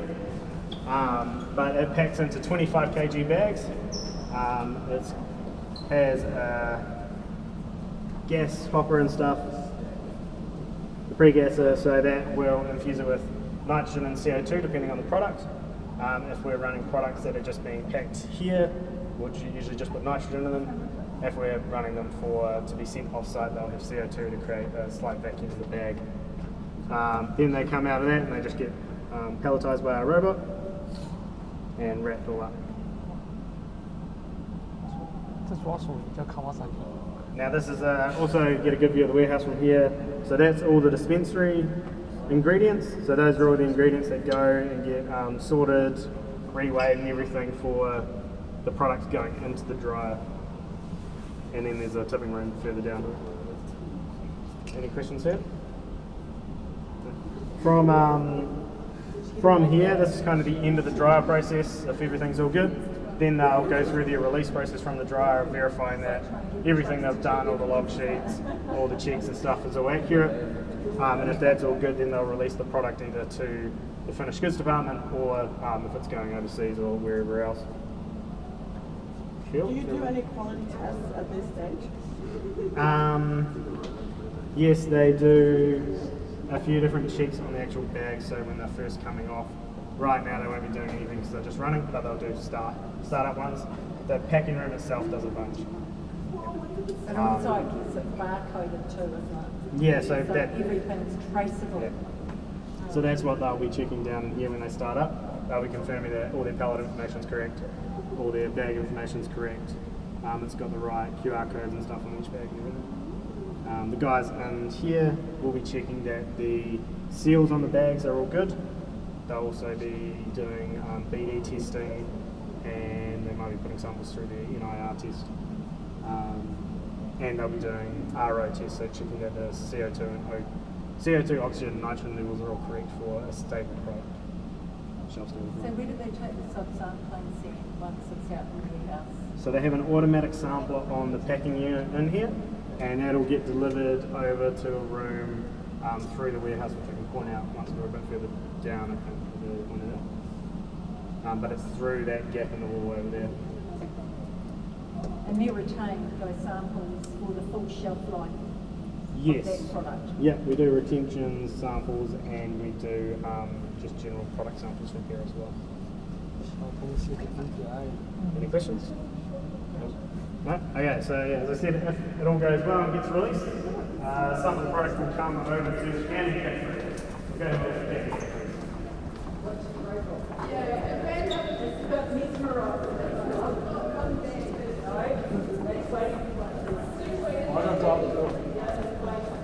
能拿一包做手信吗？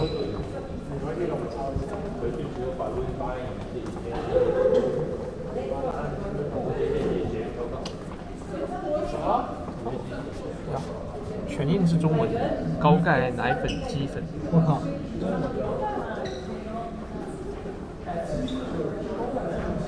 哎，那是啊，是不是直接就可以装船运回国了？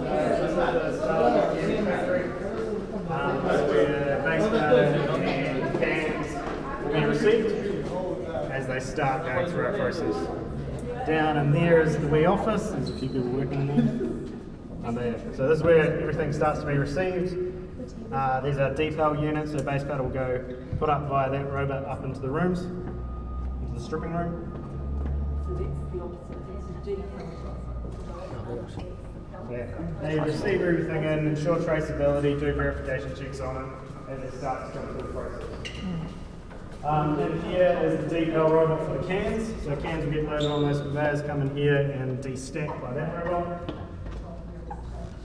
We also have a bit of storage and stuff, and we're getting some part changeovers. We're going to set up the old parts of that.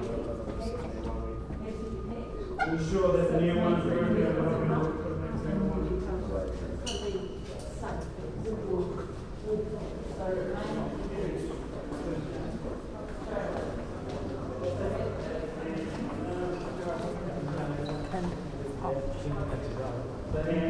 after the cans are decaled, they come through. You ready?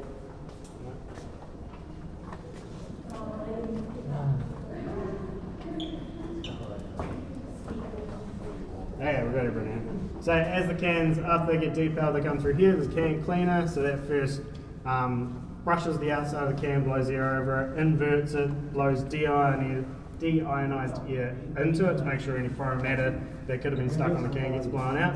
Then it goes through a camera verification system. So that takes pictures of the inside of the can and the outside of the can to check the artwork's correct, there's no foreign matter, and that the rim of it is not damaged, there's no flash damage. Then after that, it goes through a UV tunnel to sterilise it. Okay.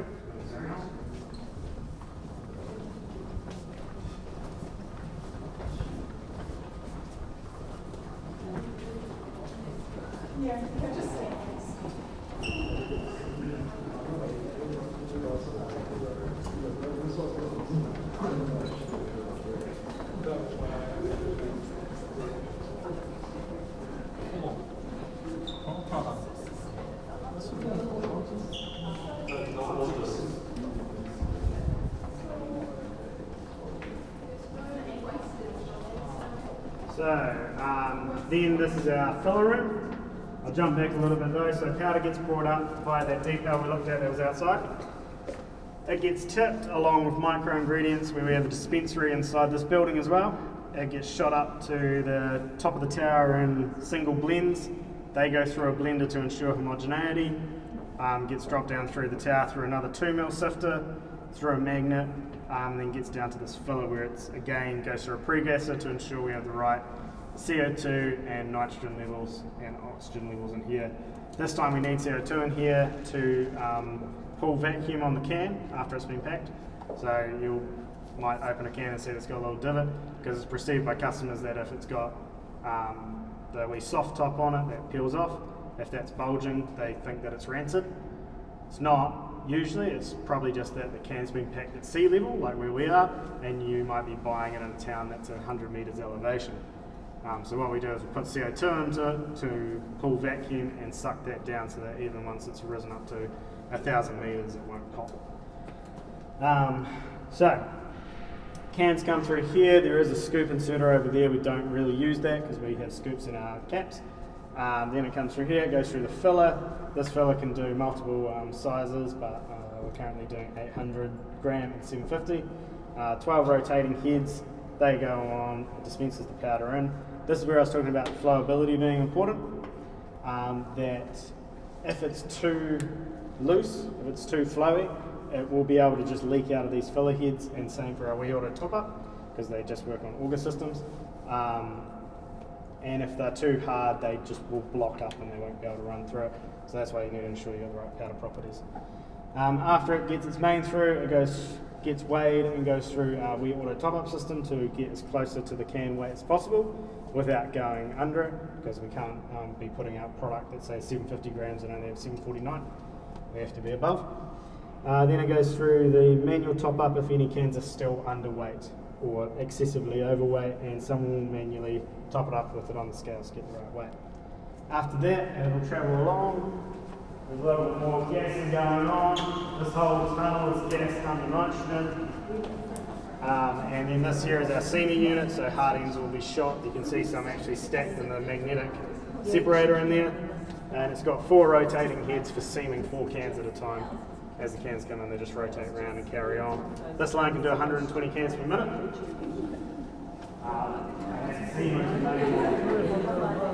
After that, the cans will come along, go through a little in-process lab. They'll get tested for RO and for oxygen and CO2 levels to ensure that it's below 3%, which will give us a shelf-stable product for 2 years. Then it gets laser coated with all the work order information on it.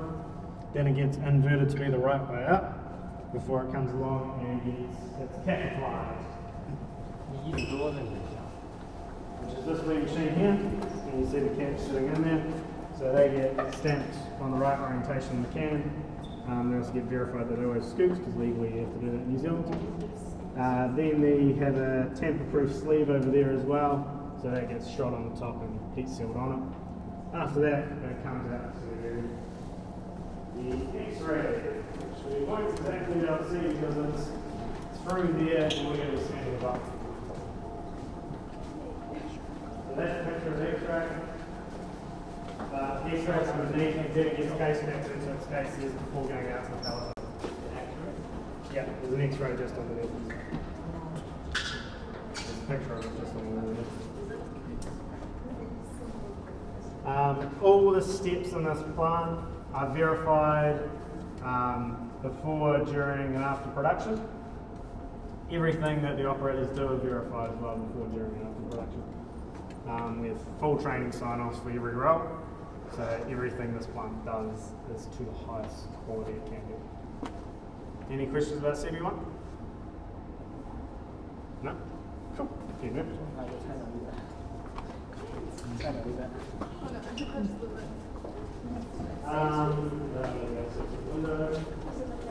That's key.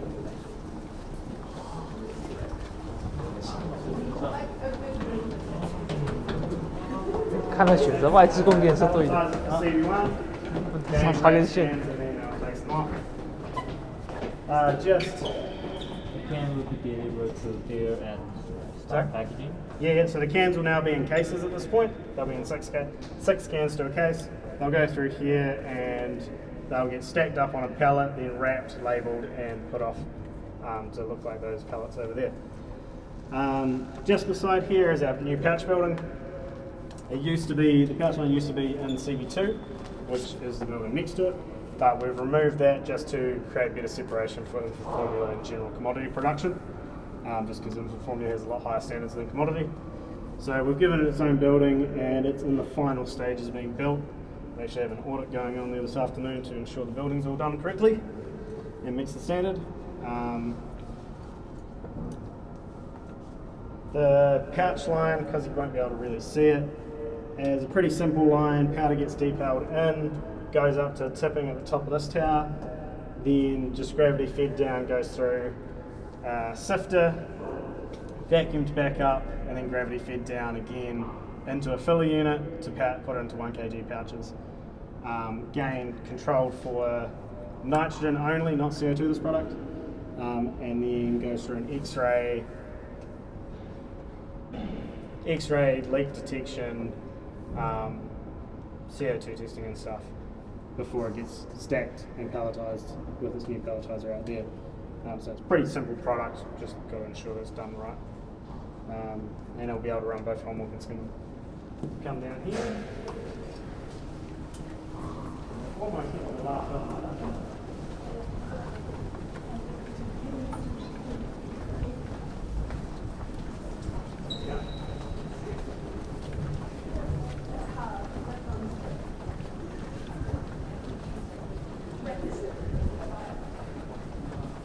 So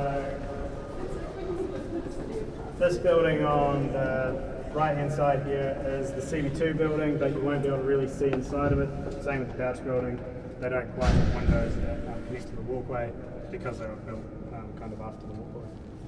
But yeah, it runs in a very similar manner to CB1. There's some pictures down here that describe it, except instead of doing a tower system for putting all the powder up, it does it in individual bins, puts those bins on a rotating bender before it goes into the filling. There's some pictures of its dispensary and UV tunnels and stuff. This line does little cans, 280 grams and 130 grams. Quite small.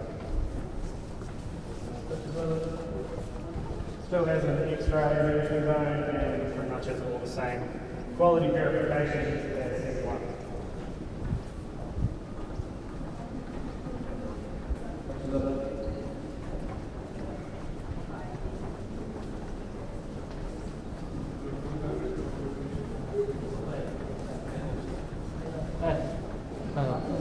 Now we'll shift gear a little bit without going into DJI accuracy. We are going into UHC? Yep, cool. So now we're going to shift gear a little bit away from powder finished goods and back to liquid finished goods. One through here.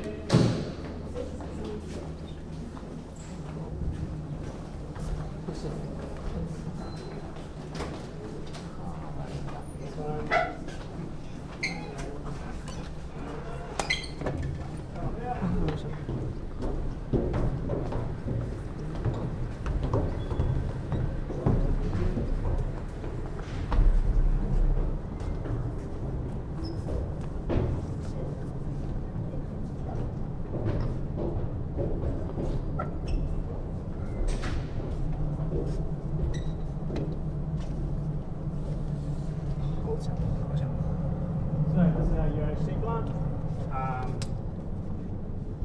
It's got just milk treatment and then it's sterilised packs. It used to receive milk from D1, still is for a little bit, but it's getting its own milk reception area soon. So when we saw at milk reception, it had UHT. That goes into something called raw milk silo 5, RMO 5, which is on the corner of the building. And then it comes over to the silos, it's a photo of the UHT silos. But we're just commissioning a new milk reception over in front of these silos that's on the wall. And that will mean that UHT milk will come directly to UHT, which hopefully will improve the quality side of it. Because if you sit in RMO 5 and was transferred once a day, if we can get it directly into UHT, it will just make the process a lot quicker and it will be a better quality, it won't be sitting for so long. For this process, it's similar to D1's milk treatment area, but a bit different, and it achieves a different thing. So the product made here, the whole plant was designed specifically to make high protein milk, which naturally milk is not high protein, so there's only like 1 week a year that you could process this plant without having to run it the particular way that we do here. So milk will come in, it will go through a separator the same as D1 does, where it splits cream and skim, and then recombine it to be the right ratio. But then it will also take some milk and put it through a membrane plant. It goes through both UF and RO. It's been a long time since I've been there. So one is to just remove water and minerals, and the other one is to separate fat and protein to make it higher in fat and protein. Once it's separated into all its separate components, then they can recombine all of those components in whatever configuration they need. Nope, okay. Whatever configuration they need to boost the protein as much as they can, up above 4%, or 4.2 I think it is, to then process it, recombine it into a standardised milk before it goes through their UHT lines. As everyone else goes past. Oh no, Lucky's still there. I thought they'd lost Lucky for a second. Lost Lucky? No, he's still there.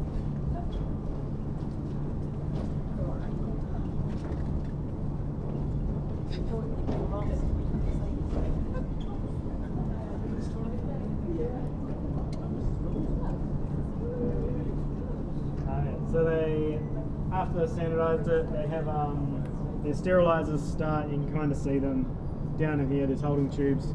There's 2 of them. And then there's the main A tanks that are sterilised milk tanks. They lose sterilisation at the point of reprocessed UHT milk. And they've got milk bars. We keep going down this bit. After it gets into the A tank and it's all sterile,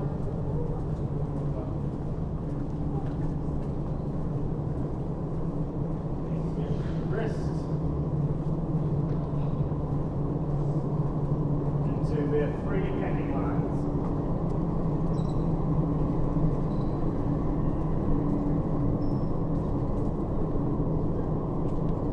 So, just leave it wait for the other people to come down.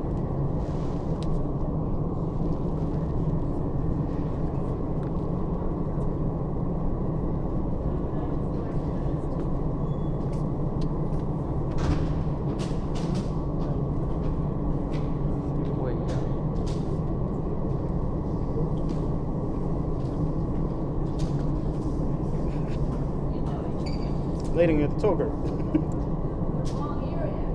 Wrong area. Okay, so this is then the 3 packing lines. After it gets sterilised, said they'll come through here and they pack 250ml packs each. I think it's 4 a second from memory per line. Is that right? 4 a second? Be able to pack a litre a second? 60 litres a minute? Something like that. Might even be more than that, maybe 120 litres a minute. Anyway, so they will be going through at breakneck speeds on this line, shooting them out. They do a lot of verification because it is sterile milk, it has to be sterile. or else it will sour over its shelf life of 9 months. And anywhere in that 9 months, someone should be able to open it. It should be nice and fresh. They'll be doing splice checks to make sure the pack integrity is all good. They'll be doing checks on the micro growth and stuff. They'll take a whole bunch of samples and put them in incubators at high temperature so that they can see within a week if there's any issues with it. If there's no issues at that point, they're able to release it. It's actually faster than that, just a quick mix. Oh, yeah. Because it's about 60 cube a line, 60, 70 cube a line, so it's actually over a litre a second. Fast lines, very fast lines. We make our own product here, plus we make another customer product. Conveniently, that customer also wanted high protein milk, so very convenient for, didn't have to retrain the operators too much, just have to use different packaging. Yeah, and then after it gets packed, it goes down to our next room.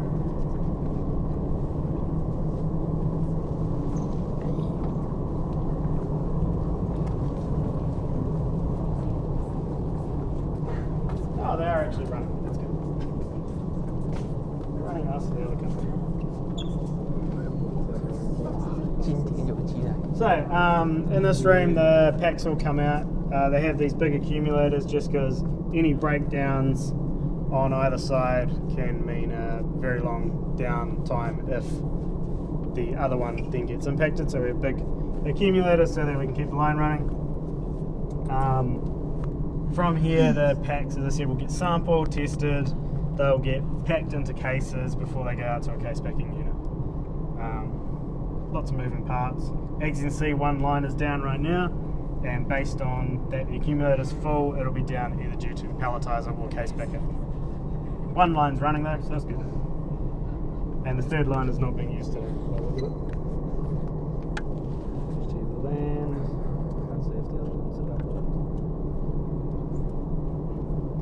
Do you want to show them the warehouse as well from this end? We'll quickly show them out on the landing so they get an idea of the packaging requirements. Before we go out there, because we'll probably, after we go out there, we'll just probably walk straight back, right? Yep. Do you have any questions before we go out there? It's not actually running. Oh yeah, it's running. So from all of our plants, our main thing as we talked about is the risk analysis stuff. So each of these plants has a flow diagram that covers all the processes, and each part of that process is risk assessed. Especially for finished goods, we cover the main contaminant risks of chemical, biological, and physical, and also track and labelling for every possible point. All traceability stuff, verification is covered at every step as well, and that is all captured in there. They are reviewed at least yearly. Yes, they are. No matter how many times you do a HACCP, you'll always find something to change. Just going over our raw milk one on Friday. Lovely. I'm meant to be doing my CB2 one tomorrow, CB1 tomorrow. And I guess the other thing is the transport company that transports our milk, they sit under an RMP as well. So they have to have a registered RMP with MPI for the cartage of dairy product. So covered across the business from beginning to finish. And I guess the other quality thing is that every product that goes out for export has to be followed with an export declaration. So that those edicts, it doesn't matter if this goes off here, goes to another warehouse and sits, it has to have an edict for here, an edict in transport, and an edict at the warehouse. So it's followed every step of the way, right until it's delivered to its point of sale. So we've got full traceability. So if something went wrong and it was sitting in a warehouse in the North Island, for example, if it ended up there, we could be able to trace it back. So, and the cream, because the cream comes out of silos, it's not coming like the milk or farm, that cream has to have an edict when it leaves site to get to Westland. So everything's tracked at every point in the process and beyond. And then every 3 months we get audited on that by an MPI representative through our RA, Recognised Agency Program. Then once a year we get audited by MPI directly for that through SAT. Then we get audited by FSSC for systems as well. Then we get audited, that's once a year. Then we get audited by GACC once every 3 years, and SAMR once every 5. Plus customer audits as well, and then anything that the government decides they want to do might involve a new audit because they've updated a notice that there's significant changes. So everything we do then gets verified by another agency several times a year. So I'm getting audited this afternoon. So if in doubt, one step in your career could be auditing. Yeah. Come on team, we'll have a quick look just to show you the size, I guess, and the scale of the warehouse.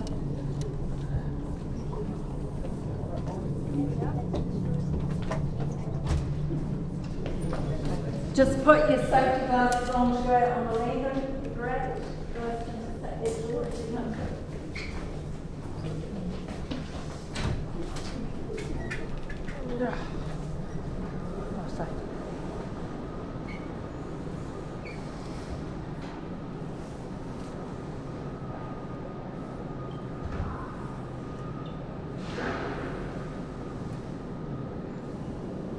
So when Shane was in the boardroom and he showed you the first warehouse that was built, that was before we had UHT and canning and pouch.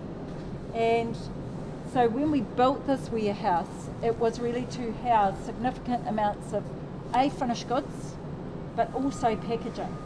So you can see down here on the ground to the left here are all the spools of packaging for UHT. And when we were down at canning and pouch, if you looked out through the windows at the first window, where Sam was showing the depalletizer, there's huge stacks of cans. So the packaging is a huge component when you're actually going to a finished product that's actually ready for sale on the supermarket shelf. So a huge amount. So you can see all these spools here, all on the racking, and then you can see at the far end the finished cartons of UHT coming off, and they will be stacked out the back in those other racks there.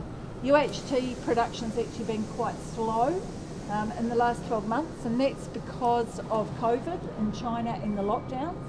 So UHT is classed as a premium product. Like if we go to a barbie, how are you, Rose? If we go to a barbecue, we take along a 6-pack, but if you're a student, probably a couple of dozen. But they take UHT. So it's a kind of a gift type of product. And of course, with everyone locked down, nobody was buying UHT. So that was one of the reasons behind we got such low demand. But as Sam said, we're now acting as using other brands from other companies that we're actually producing as well. So we foresee that UHT will pick up, but it just might take a little bit longer. So the scale of the warehouse is about 23,000 square metres, it's about 2.3 hectares, so a huge amount. And if we further increase the site, we're actually running out of space now. We'll build another big warehouse that will go on the back of this one as well. So colossal amount of just not storage of finished product, but finished storage of ingredients, as Sam pointed out in the first warehouse, and obviously packaging. Huge amounts of packaging. So, and we're only, on the scheme of things, quite small. So you can imagine the warehousing, and some of our product is warehoused off site, simply because we just have not got the space to house it all. So, and out the far side there's airlocks, which where the product goes out and is loaded into containers to be shipped off. That's about it, Sam? Yeah, Covers the majority. Righto, we'll take a... Yeah. So we'll take a wee wander back, and if there's any questions for Sam or myself, just ask away. We're happy to answer your questions. So we'll head back down through the walkway.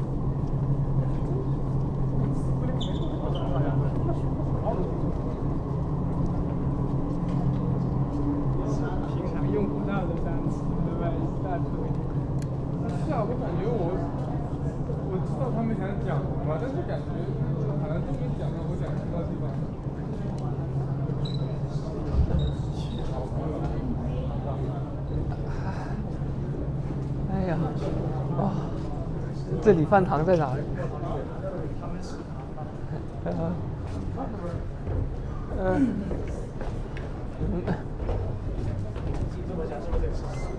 是不是来了？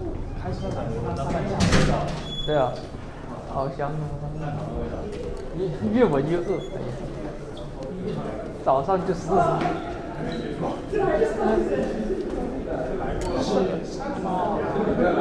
哎呀，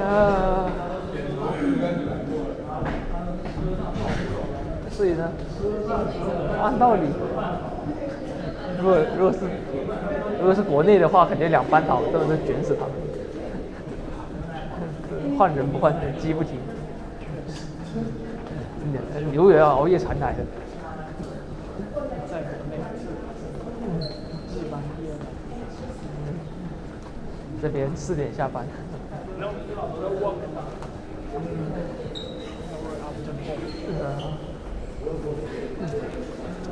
但是我说特斯拉来中国，然后就他把劳动法当真的，然后招致本地企业不满。凭什么你正常放假啊？我们工人都没放啊！凭这个外资。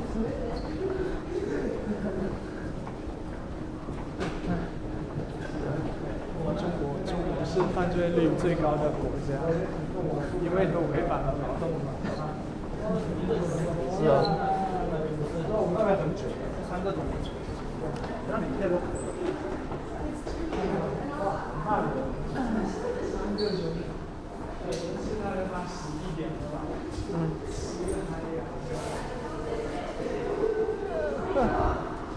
真的，跟着就是他的呀，他说测过了。他以后11点半回去2个半小时。哎，这是一人给司机抽50刀，开快点 ，rush。